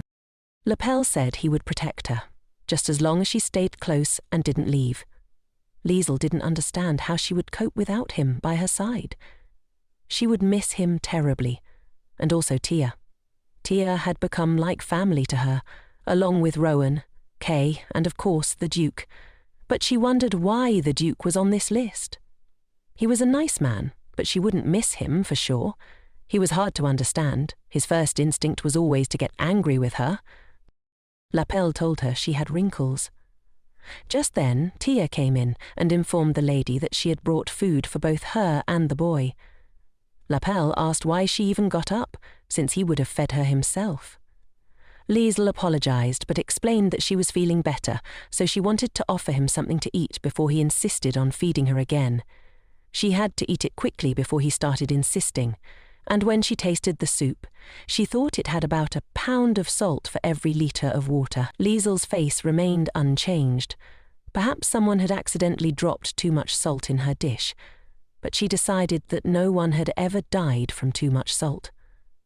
She ate the soup anyway. Meanwhile, Hazen was supposed to report the situation through his magic ruby. He looked like the baby of the family, but he wasn't entirely sure yet. The potion hadn't arrived at the mansion, and the gentleman told him to continue observing and report anything important. Tia noticed the lady staring at the sky for a long time and asked what was wrong.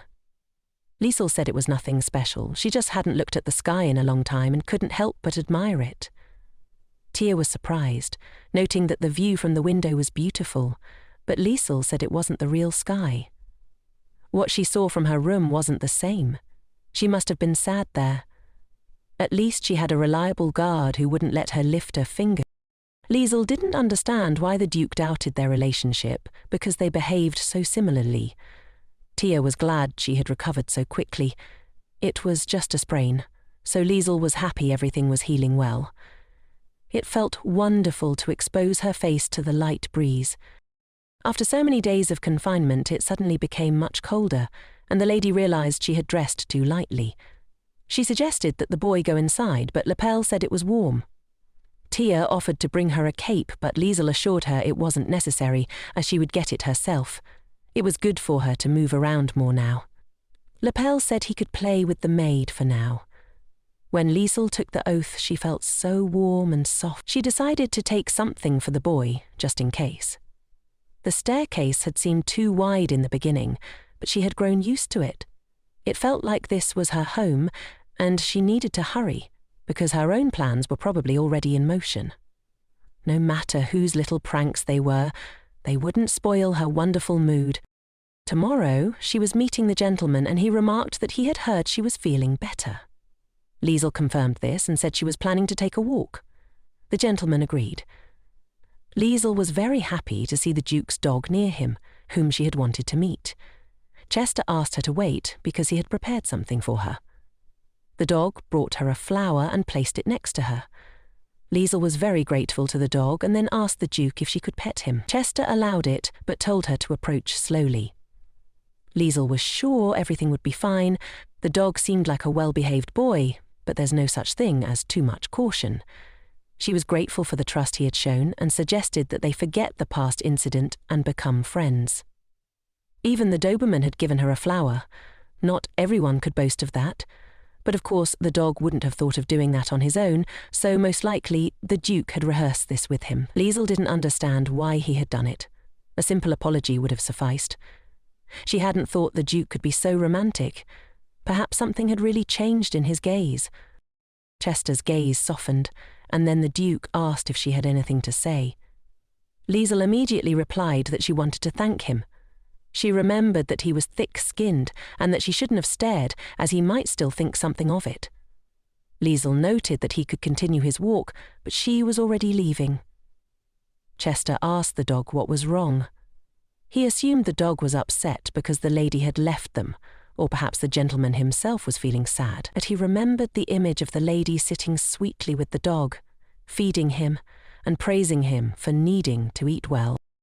Lapel asked if he could skip the carrot this time. If he did, Leisel promised to give him a piece of pie. The boy asked for the pie first. Leisel thought he must have woken up on the wrong side of the bed, but since he was a good boy, he needed to eat. The cook saw the Duke standing behind the wall and noted that he was early today. He also asked if it was necessary to set the table for the Duke. The cook was about to mention the Duke's favourite dish, but Chester said it wasn't necessary because he was just passing by. Leisel was surprised and asked the cook if the Duke had left. The cook explained that the Duke had said he was just passing by, but had been standing there for so long that he decided to ask about breakfast. Perhaps he had been embarrassed to come in because of them. Leisel was surprised that he couldn't come in because of her, and wondered why she hadn't realized this sooner. It seemed like he was following her around like a shadow, and she probably seemed blind to him. Tia noticed that Leisel was sighing heavily and asked if something was bothering her. Leisel said yes and no, then asked her to take a discreet look behind her. The maid was surprised when she saw the Duke there and didn't quite understand why he was hiding. Leisel noticed that it seemed like he had decided to devote all his time to watching her, but Tia didn't understand why. She speculated that he probably still thought she was a fraud, and might even think she was capable of child abuse. Tia added that there had been many favours exchanged, so he would have sent them for something like that. But this answer surprised Leisel. The maid wasn't sure anyone would go that far. Leisel agreed and also wondered what other reason he could have. Tia thought that maybe he had something to say but was hesitating, or maybe he simply wanted to be closer to the boy. Leisel realized this could very well be true. Maybe she should put her doubts aside and ask him directly. The Duke had no idea what he was doing, but then the butler approached and asked if he wanted to play with him. Chester noted that the Duke needed to be given more work to stop him from hanging around doing nothing and scaring people. Ran had just seen the gentleman standing there, looking toward Miss Leisel. Chester explained that Dio wasn't making things up. He had simply translated them into two. The Duke blushed. Chester added that he was currently taking a walk, and if he didn't want to say something important, he could go. When the Duke opened his eyes, he saw Leisel in front of him. It would have been better if he had stood behind the tree. Leisel asked the gentleman if he wanted to play with them. The gentleman tried to calm down and firmly stated that he had no such desire. Leisel then asked why he was following her like a shadow and if he really didn't want to play with the boy. The Duke was surprised by her words and asked if he could walk around his mansion since he could go wherever he wanted. Leisel called him a coward and a liar, catching him red-handed. He still objected to her. She wished she could shove the serum down his throat right now. Now she realized that he didn't want to play. Chester didn't understand what kind of tone that was, because it sounded like she had some kind of complaint. Leisel said that of course it wasn't so. His guest had simply forgotten his place for a moment. They continued to argue, but the butler stood between them, suggesting they calm down. Lapel approached the Duke and asked him to play with him. The Duke was very surprised, but the boy kept asking. Leisel asked Lapel to come to her because he was busy following them around and couldn't play with them. Still, the Duke took him in his arms and said he would go and have fun with him. Leisel got very angry and asked why she had answered something completely different just a couple of minutes ago. Chester noted that this was the boy's wish. It was excellent, no matter how you looked at it. The Duke had changed a lot during this time. Lapel was eager to show the Duke his treasure, so he led him to his room. The boy asked him to go faster. The gentleman was surprised that the boy hadn't played enough yet. Chester had to go to work. Lapel was upset, knowing this meant he wouldn't play with him anymore. Leisel asked if everything was okay, or if he didn't consider it his wish. She agreed to let him play a little longer. Poor Duke. This wasn't the first time he'd been unable to refuse Lapel, and he wasn't inferior to him in stubbornness. Only the methods were different. She felt like the Duke's wife because of these circumstances. Lapel showed him the magic ball, saying that it shone very brightly. The Duke realized it was the same toy from the previous time. Leisel noticed that the boy really liked the stars. Chester immediately remembered how his brother had told him that his son really liked the stars, and when he looked at the night sky, he would break into a very cute and happy smile. Leisel noticed that the Duke was deep in thought again, probably wondering if the boy was real or not. If he accepted it, they could start getting closer, and she would feel better. The silence dragged on for a while, and Leisel thought perhaps she needed to intervene. She turned to his lordship and remarked that Lapel was a very responsible and caring child. He had taken care of her when she sprained her ligaments, and he was always reliable. He even sang magically, and she was sure the Duke had never had the chance to hear him sing. The Duke agreed, and Leisel asked if he would sing for His Highness. Leisel was very happy, because his little heart was about to receive a lethal dose of cuteness. No one could resist the charm of Lapel's singing. The boy was like a diamond in the darkness of the night, and even the Duke smiled a little as he listened. Chester suddenly became very embarrassed because he didn't understand why her eyes had lit up so suddenly. Leisel noticed him rubbing his eyes while the boy was singing, and perhaps it was a hint of fatigue. Leisel praised Lapel and asked His Highness how he liked the song. The atmosphere had returned to normal, and Chester thought he was imagining things. Leisel didn't understand why he had such mood swings. She really wanted him to make a simpler face and praise Lapel because the boy was looking forward to it. She turned to him twice and asked if he would continue to remain silent.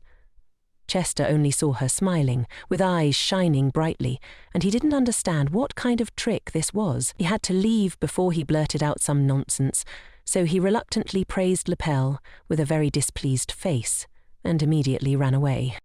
The boy was upset because he thought the Duke was angry because he sang badly.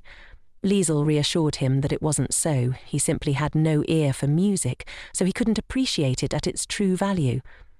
Just when Leisel thought things couldn't get worse, they witnessed another transformation in the Duke.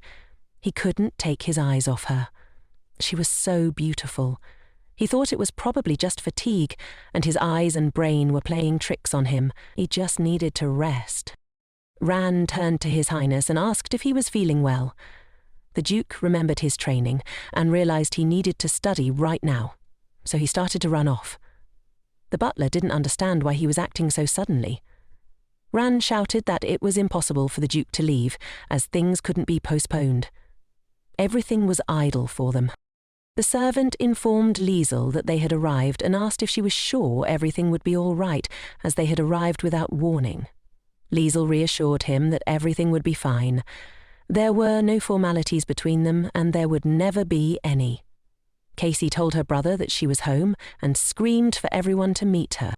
"Damn, his lordship is busy right now," she said. Casey was upset because he most likely hadn't heard her, but she added that if the mountain wouldn't come to Mohammed, Mohammed would go to the mountain.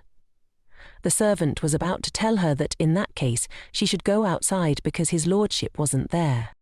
Leisel was eating with Lapel, who had finished his meal and was enjoying chocolate pudding for dessert. Casey couldn't find him anywhere, and her voice echoed as she called for him.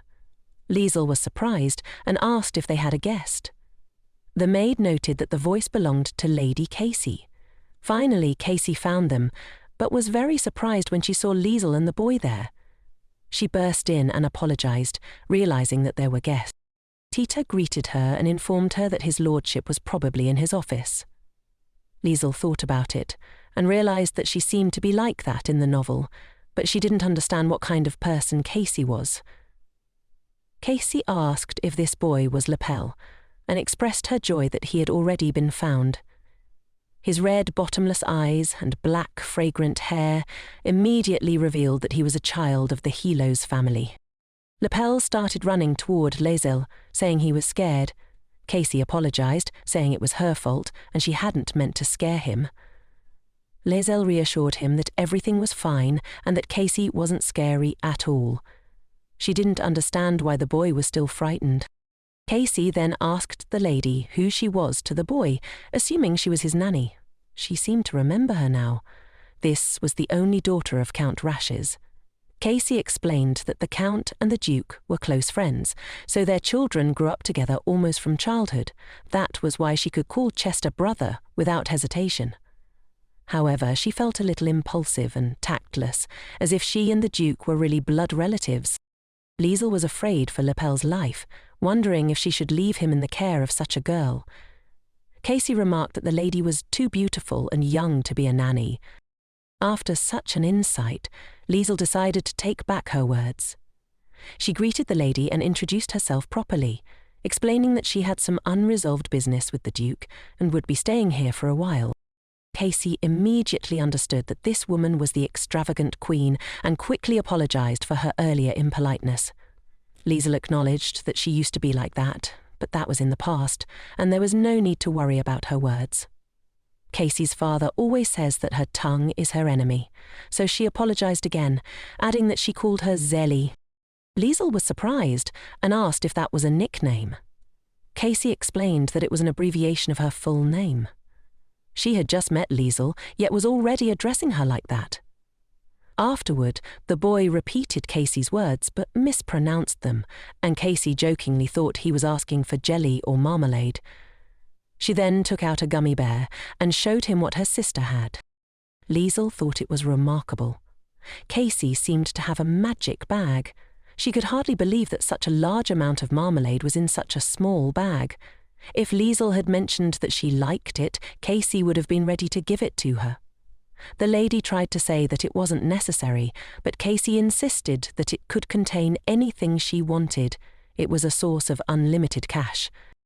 Leisel was taken aback, but still agreed that it was a cool thing, and Casey was thrilled that she accepted her gift. She then asked if the boy was really theirs. Leisel confirmed it, adding that he hadn't yet passed the potion test. Casey thought she was the one who brought him here, and Leisel confirmed that she had. Suddenly, Leisel was bombarded with questions from Casey, who spoke rapidly.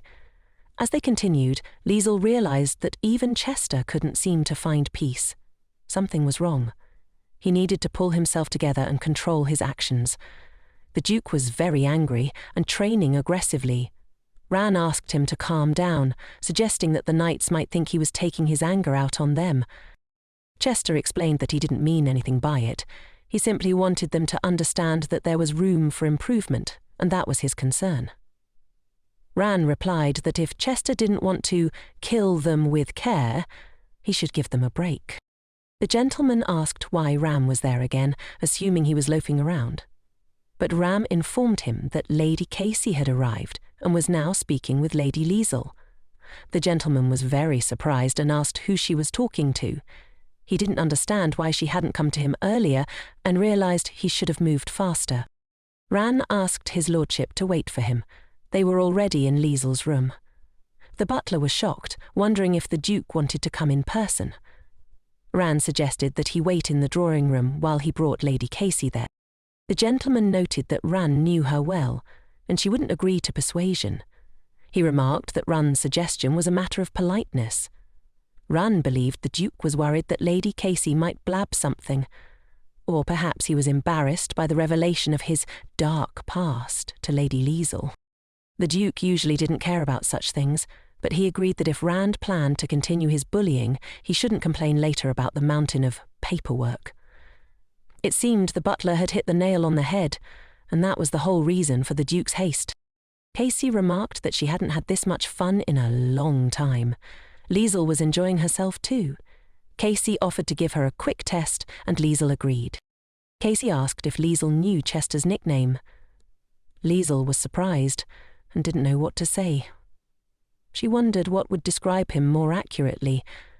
A cool, handsome man or a jerk? Everything else that came to mind contained swear words. Perhaps she shouldn't be so frank with her. So Leisel said she wasn't sure. Casey noted that if she heard that nickname, she would definitely think of him. She leaned in and whispered, "He's the mouth that ruins everything." After that, they started laughing, loudly, and Leisel noticed that it suited him very well. He was ideal. Leisel hadn't even realised when she had last had such fun, almost as if she had found a kindred spirit. Suddenly, someone knocked. It was the gentleman, asking if he could come in. Leisel let him in, and he apologised profusely for interrupting them, but she assured him it was no trouble. Chester then came in, asking Casey what had brought her here. The girl was scared and called him brother, then addressed him as His Highness. Leisel hoped he wasn't in the service, as she laughed at his nickname. The Duke said that if she had anything to say, she could say it in the living room. Leisel thought they were talking too loudly, and Casey agreed. Chester asked again, and the lady went out with them, saying they would discuss everything in the living room. Leisel said goodbye to Casey, and once they left, a boy immediately approached her. He asked why her uncle had not greeted him, believing that he had stopped loving him. Leisel denied it, saying that couldn't be true. She thought the boy must have overheard their laughter, but she reassured him that there was nothing to worry about. She hadn't given him that nickname. It would be rude to ignore a child, especially when he's a complete fool. Casey noted that Chester had asked why she was here, but she replied that it was obviously because her dad had told her to come. Chester then asked if she had said anything she might later regret. Casey answered, "Of course not," not understanding why she would discuss something personal with someone she didn't even know well. The gentleman then arrived, mentioning that she had something to say, though he seemed very long-winded about it. Casey quickly shifted the topic, asking if the boy had been found. She needed to change the subject before Chester began helping her. Chester said he wasn't sure yet because the potion hadn't been delivered. Leisel noted that she would never do such a thing. The boy simply lost his memory from shock, but the Duke believed it was better to be safe than sorry. Casey reassured her, saying that this girl could be trusted. She had heard her out and forgiven her. Chester, still confused, asked why Casey was calling her this girl when they had known each other for only 5 minutes. Casey remarked that it was a display of female solidarity, something she could understand. Chester commented that he knew that already, but Casey suddenly yelled at him for what he said. He agreed that she was beautiful, but the Duke interjected, saying that hadn't happened. Casey apologised for what she had heard. Chester nearly got caught in an awkward moment, and his symptoms were worsening. He had recently shone so brightly that he had to retreat immediately. The Duke thought perhaps it was some kind of mental illness. He decided Chester needed to see a doctor to find out if there were any mental disorders. Lapel, happy with the treats, expressed excitement about them. Leisel was surprised by how much he liked them, and the boy said she was cool, even a sorceress. Lapel asked for more treats, even suggesting he wanted a puppy. Leisel explained that she could only create 3 things in a short period, and the bag needed a break. For now, he had to make do with what he had. Lapel didn't mind and eagerly took the treats. Leisel, feeling exhausted, had been so distracted by the boy that she hadn't realized how tired she was. She was already falling asleep on the go. Despite needing a short rest, she couldn't leave the boy unattended. Lapel told her it was time for him to go home, but he also asked her to play with him since he was sad to play alone. Leisel, still half asleep, realized he wanted to play with her. However, Lapel, being her protector, hesitated to wake her up. He opened the door but noticed no one was there. He decided it was time for hide and seek, needing to find everyone in the many rooms of the mansion. Tired of looking, he wandered into a room full of stars and was delighted. Meanwhile, Leisel woke up as though she had fallen into a coma. She realized Lapel was missing, and the door was wide open. Panic set in. She couldn't imagine where he had gone, and with such a vast mansion, he could be anywhere. She started looking for him, but silence was her only answer, meaning he must have gone far away. She encountered a maid and asked, terrified, if she had seen the boy. The maid shook her head, confirming she hadn't. Leisel had no idea what to do, but she was certain that if something happened to him, it would be her fault for falling asleep. Tia, the maid, suggested they look together. She would search the kitchen, maybe he had gone there. The Duke, on the other hand, was fuming. The doctor had confirmed that Lapel had no symptoms of any condition, but the Duke's concern had shifted to Leisel. He was beginning to suspect his own feelings for her. Chester, confused and feeling off, wondered why he felt like the Duke was smirking at him. Why was he heading in this direction? The Duke had made it clear that no one was to enter Lady Leisel's room without permission, but the door was open. Chester barged into the room, demanding to know who dared to disobey orders. Just then, he ran into Leisel, who was in tears and begging for help. The butler, horrified, asked what was going on. Leisel explained that Lapel had disappeared. She had accidentally fallen asleep, and when she woke up, he was gone. Ran reassured her to calm down. He would contact the others and they'd find him quickly. He was sure Lapel hadn't gone far. There were guards everywhere. Leisel blamed herself, but Ran insisted she stay calm, and he would bring news soon. Leisel, though, insisted on helping with the search. The Duke was furious. He had clearly ordered no one near the room without his permission, so who had disobeyed that order? He was determined to find the culprit and make sure they never did it again. Chester stormed into the room, demanding to know who had dared defy the order. Meanwhile, Lapel was very happy when he saw his uncle Chester. Chester didn't understand why Lapel was there, and the boy hugging the little star explained that he had found a place where all the stars hide during the day. He had discovered this room, where they were all so beautiful. Everyone had been hiding from him, but he had found them. Chester was confused. In all fairness, the boy should have been escorted out and scolded for being in this room, which was meant for someone else, but for some reason, he didn't want to do that. It was strange, but Lapel seemed to fit in. Lapel begged his uncle to play with him, but Chester refused. The boy insisted, as he was very bored playing alone. Eventually, Chester agreed, but only for a short time.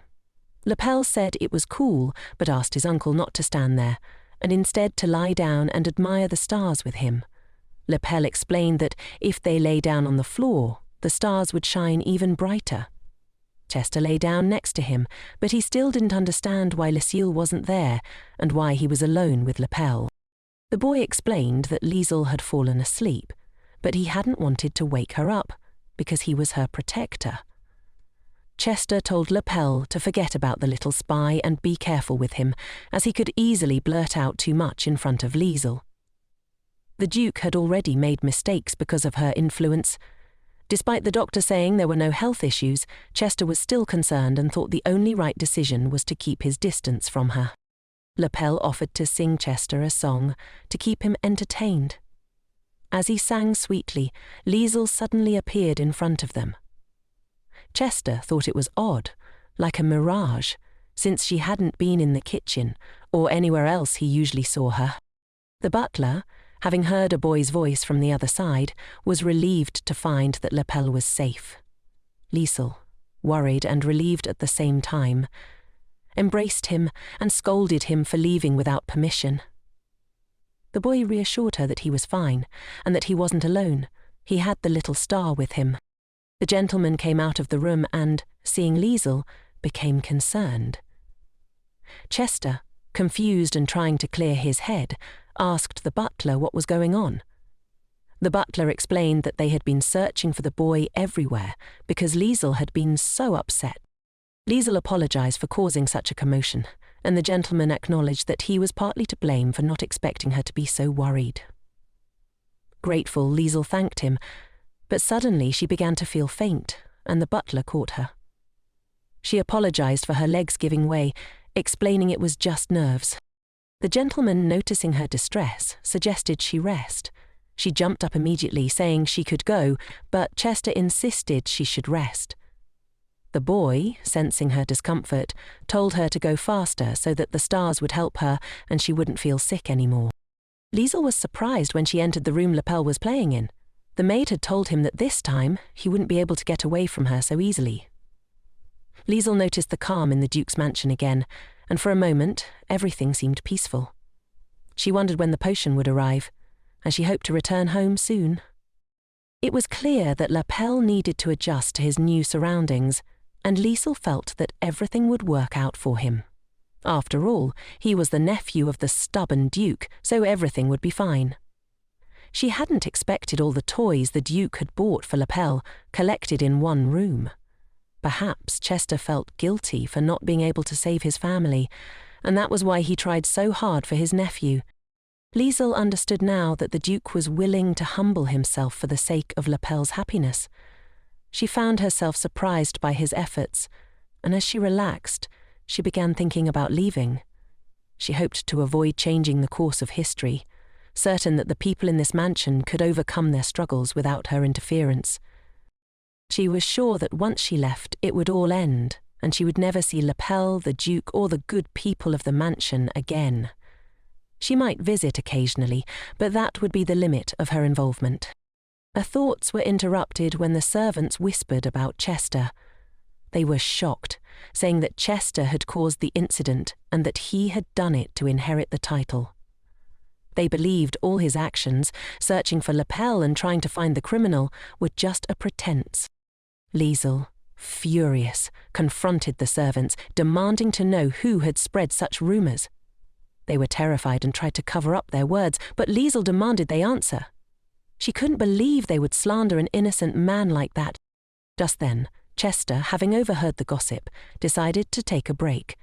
When he opened the window, he saw Leisel, who looked beautiful and embarrassed him when their eyes met. Meanwhile, the butler entered the room and, assuming his master was tired, offered him some tea, but the master declined, saying he wasn't in the mood. Ran asked Chester where he was going, and Chester replied that he was going for a walk. His head had finally cleared and he felt better. It was time to return.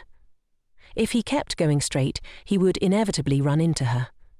It was better to turn back before he lost control again. He didn't want to believe that these obsessive thoughts couldn't be controlled.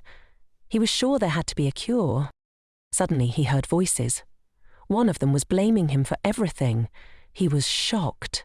He was hearing this in his own estate. Chester decided that he didn't care anymore. He just wanted to return to his usual routine. It wasn't the first time this had happened, and he was certain it wouldn't be the last. Then he heard a female voice demanding to know who had spread such rumors. It was Leisel. Chester was surprised to see her. She asked the servants who had told them such things, and they tried to deflect, saying that everyone was talking about it. Leisel pointed out that if everyone was talking, it meant they had proof.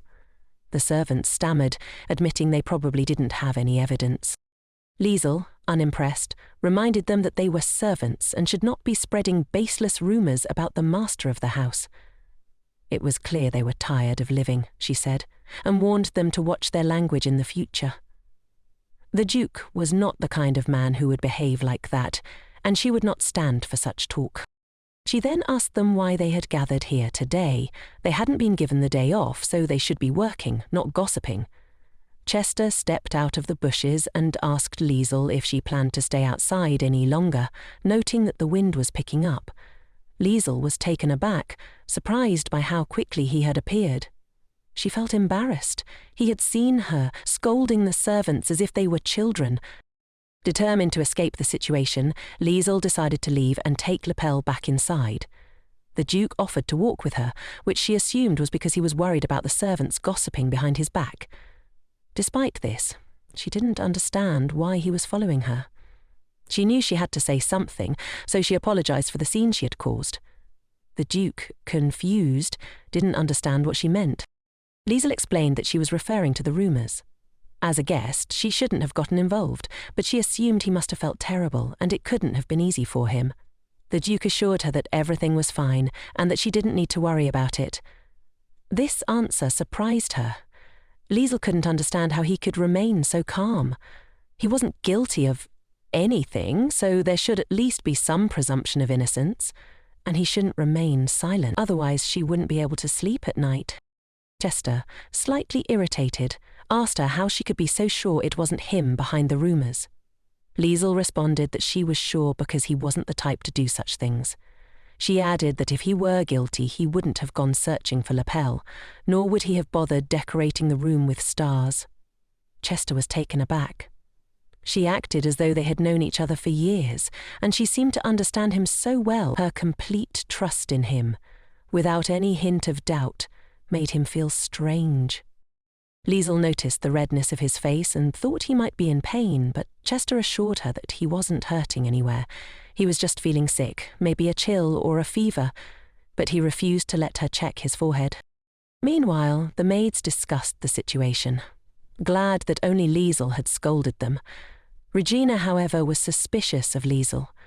She didn't trust her and thought she was playing a role in front of the Duke. She was concerned that Leisel was manipulating him and wanted her out of the picture. The chef, unsure whether Liesel's condition would improve, noted that the doctor had advised her to drink more fluids. Perhaps she had overexerted herself while playing with Lapel. It had been cool yesterday, so it wasn't surprising that she had suddenly fallen ill. The chef instructed the maid to check on Leisel and ask if she wanted any special dishes, as it would be a sin not to feed a sick person something comforting. Regina, still upset, bumped into Tia, who immediately apologized. Regina muttered about Tia being a strange assistant, but Tia just smiled and asked if she could help. After the guests had left, all she seemed to know how to do was disturb others. Regina reported that she had brought all the spices the chef had asked for. The lady, pretending to be sick, had been so committed to her role that a few days ago she had been searching for the boy with tears in her eyes, all for the sake of a fleeting but intense hug from Chester. Her scheme had worked the first time, and now she was shamelessly continuing it. However, their relationship wouldn't be destroyed by her dirty tricks. That day, Chester had chosen her, and nothing would change that.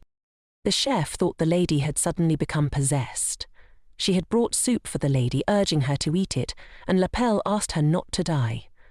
The lady reassured him that she was fine, but the boy cried, accusing her of lying since she could barely move. Tia comforted Lapel, telling him not to worry because the lady would get better soon.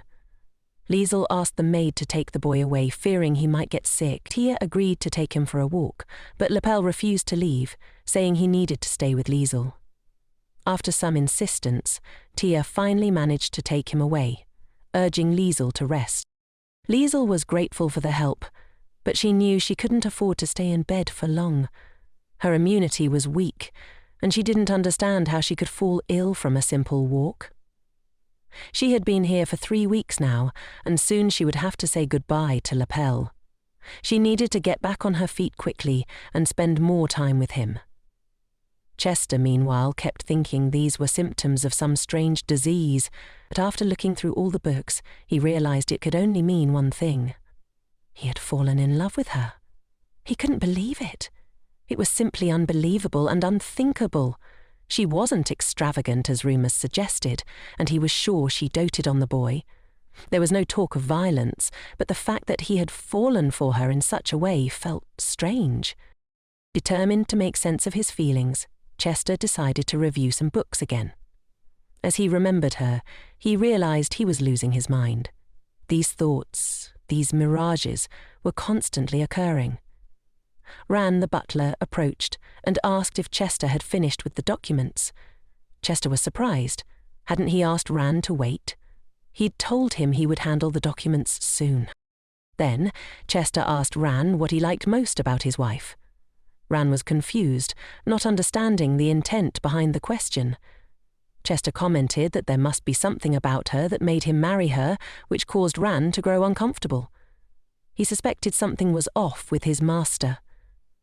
The sudden interest in Lady Leisel was a change, and his intuition told him it had to do with something deeper. Chester, noticing Ran's hesitation, asked him not to look at him that way, or he would feel awkward. Ran, ever the expert in such matters, advised Chester that love was something hard to explain. Sometimes it simply happened. You could wake up one morning and realize that you loved someone. Chester, though skeptical, listened as Ran continued, saying that love was more about people's feelings and their ability to compromise than any specific event. He didn't believe that everything Chester had been doing could be explained by anything other than love. Suddenly the maid knocked on the door and asked if she could enter. Chester granted permission, and she informed him that Lapel wanted to see him. Chester didn't mind and asked if something was wrong. The boy ran in, shouting that Leisel had died. Chester immediately corrected him. She had only caught a cold. Leisel was afraid she might infect the boy, so they had made sure he stayed away from her. The maid explained that she was still feverish and resting in her room. Ran saw this as Chester's opportunity and urged him to court the lady. Chester was perplexed by what Ran was suggesting, but soon found himself holding a bouquet of flowers that the butler had handed him. Ran had suggested he pick some flowers which were in season, and even mentioned that they had medicinal properties to help with fever. He assured Chester that it was necessary to help the lady recover faster. Despite his hesitation, Chester decided to visit her. He wasn't sure if the flowers were truly needed, but Ran's insistence made him feel as though it was the right thing to do. As Chester approached her room, he thought about what Ran had whispered in his ear. All women liked such gestures, and Chester should act on his feelings. When he reached her room, Leisel greeted him quietly, not understanding why he had come. She wanted to rest, but she allowed him to enter. Chester stood there, unsure of what to say. The butler, shocked by his master's behaviour, hoped that Chester hadn't forgotten how to speak. Chester remembered Ran's advice about romantic gestures, so he presented the bouquet to Leisel. She asked what kind of flowers they were, and Chester said he had found them on the way. Ran, watching from a distance, hoped this wouldn't be misinterpreted as a romantic gesture. But it seemed that Chester had indeed taken a step forward in his feelings for her. After handing the bouquet to the lady, Chester realized that something must have gone wrong. Tia entered the room, announcing that she had brought boiling water. Leisel was surprised, as she hadn't requested it. The Duke remarked that it would definitely be useful and handed her a glass of warm water. He added that he had heard these flowers could help with colds and were already clean, so she could use them without further preparation. As Leisel looked at him, she couldn't help but think that Chester was acting like a charming gentleman, seemingly so gallant and sweet. If he continued like this, she thought, he could win any woman's heart. But suddenly she realized she wasn't thinking about him in that way anymore. Moreover, it was Tia's job to care for her, so she didn't understand why he had come to her room with such gestures. Was there a catch? Chester, sensing the tension, suggested that she try the warm water, perhaps subtly implying that she shouldn't infect the boy. Leisel responded, saying that she preferred to be alone to avoid accidentally infecting anyone, so he needn't worry about her. Chester was taken aback and asked again, as if still unsure. Leisel, in turn, remarked that she couldn't believe he had gone through all this trouble just so she wouldn't infect Lapel. He could have simply told her. Ran, noticing Chester's confusion, became worried. The Duke seemed frozen by the sharpness in Leisel's response. At that moment, a servant entered and announced that the gentleman was waiting for Chester to review the city documents, meaning it was time to get back to work. Frustrated, Chester shouted that he had trusted Ran, but couldn't understand why his plan had failed. Ran noted that it was a normal reaction, given how Chester had treated her, like a fraud since the beginning. Naturally, she wouldn't respond warmly to his gifts right away. Chester was stunned. He had never considered this angle. Ran told him to think for himself. He had long been dismissive of her, so it wasn't surprising she hadn't opened up to him. Chester still couldn't figure out what to do. Ran suggested he needed to slowly resolve the misunderstandings between them, instead of expecting everything to be fixed with one gesture. Chester had thought that simply waiting for the potion to take effect would be enough. But now, he found himself completely unsure about what had gone wrong. Everything felt out of place, and he could feel himself distancing from his original goal. Ran reminded him to be more careful in the future, promising not to put him in an awkward position again. As Chester reflected on everything, he realized that his approach had been a waste of time. His mission had shifted from winning her trust to managing a situation he hadn't anticipated. He needed to act quickly. There was no longer any time to waste. Just then, the knight entered and mentioned that the commander was looking for Chester. Chester nodded and made his way toward him, knowing that today he had a task to focus on, whether he was ready or not. After the child, it seemed they wanted to assign him something else. The commander informed him that he had called him regarding a request for assistance with a carriage crash incident. They now needed people for a second investigation, which is why he invited him. Kay knew it would involve an investigation, so he frankly admitted that he didn't think he was good enough to be involved. The commander was confused by this sudden change, as Kay had shown interest before. It wasn't the Kay the commander knew. Some had even said that he had been training less diligently recently. It seemed something had happened. Kay quickly denied any such change, explaining that he had simply been feeling a bit tired lately. He assured the commander that he would train harder and, of course, could be included in the investigation. The commander acknowledged that Kay was a good guy, but reminded him not to relax too much. He couldn't afford to be complacent, especially when dealing with such serious matters. As for the investigation, Kay felt he was being treated like a fifth wheel, under constant surveillance. He had climbed a tree earlier and had decided that he no longer needed to be in that situation. His body fell from the tree, and it would have been strange if he simply disappeared, so he left himself there for now. The memories of his time spent in the stone had already faded, and he was ready to move on. Leisel, meanwhile, was dealing with a different matter. She had sold a rare bag, which left Casey in shock. She couldn't understand why Leisel would sell such an item, but Leisel replied that it was necessary to get rid of unnecessary things. Later, Lapel called Leisel and listed the names of some items he had mentioned, to which Leisel commented that they were very impressive names. She even called Lapel a genius for his taste. Casey didn't understand why they were calling him a genius over a list of names, but Leisel added that there was something elegant about them. Leisel sneezed, and Casey asked if her cold had passed. Leisel assured her that it was over, and simply thought the room had been chilly. She was about to close the window when a cat suddenly jumped in. The cat's appearance was unexpected, and Leisel didn't know where it had come from, but Lapel was delighted. Casey, taken by the cat's beauty, tried to pet it, but the cat rejected her. She didn't understand why the cat had turned away from her, considering she could have pampered it for life. Leisel reminded her that cats could only be petted with their permission. The cat then walked towards Lapel, and he was thrilled, thinking it wanted him to pet it. Meanwhile, the cat sat comfortably on Lisel's lap, much to Casey's excitement.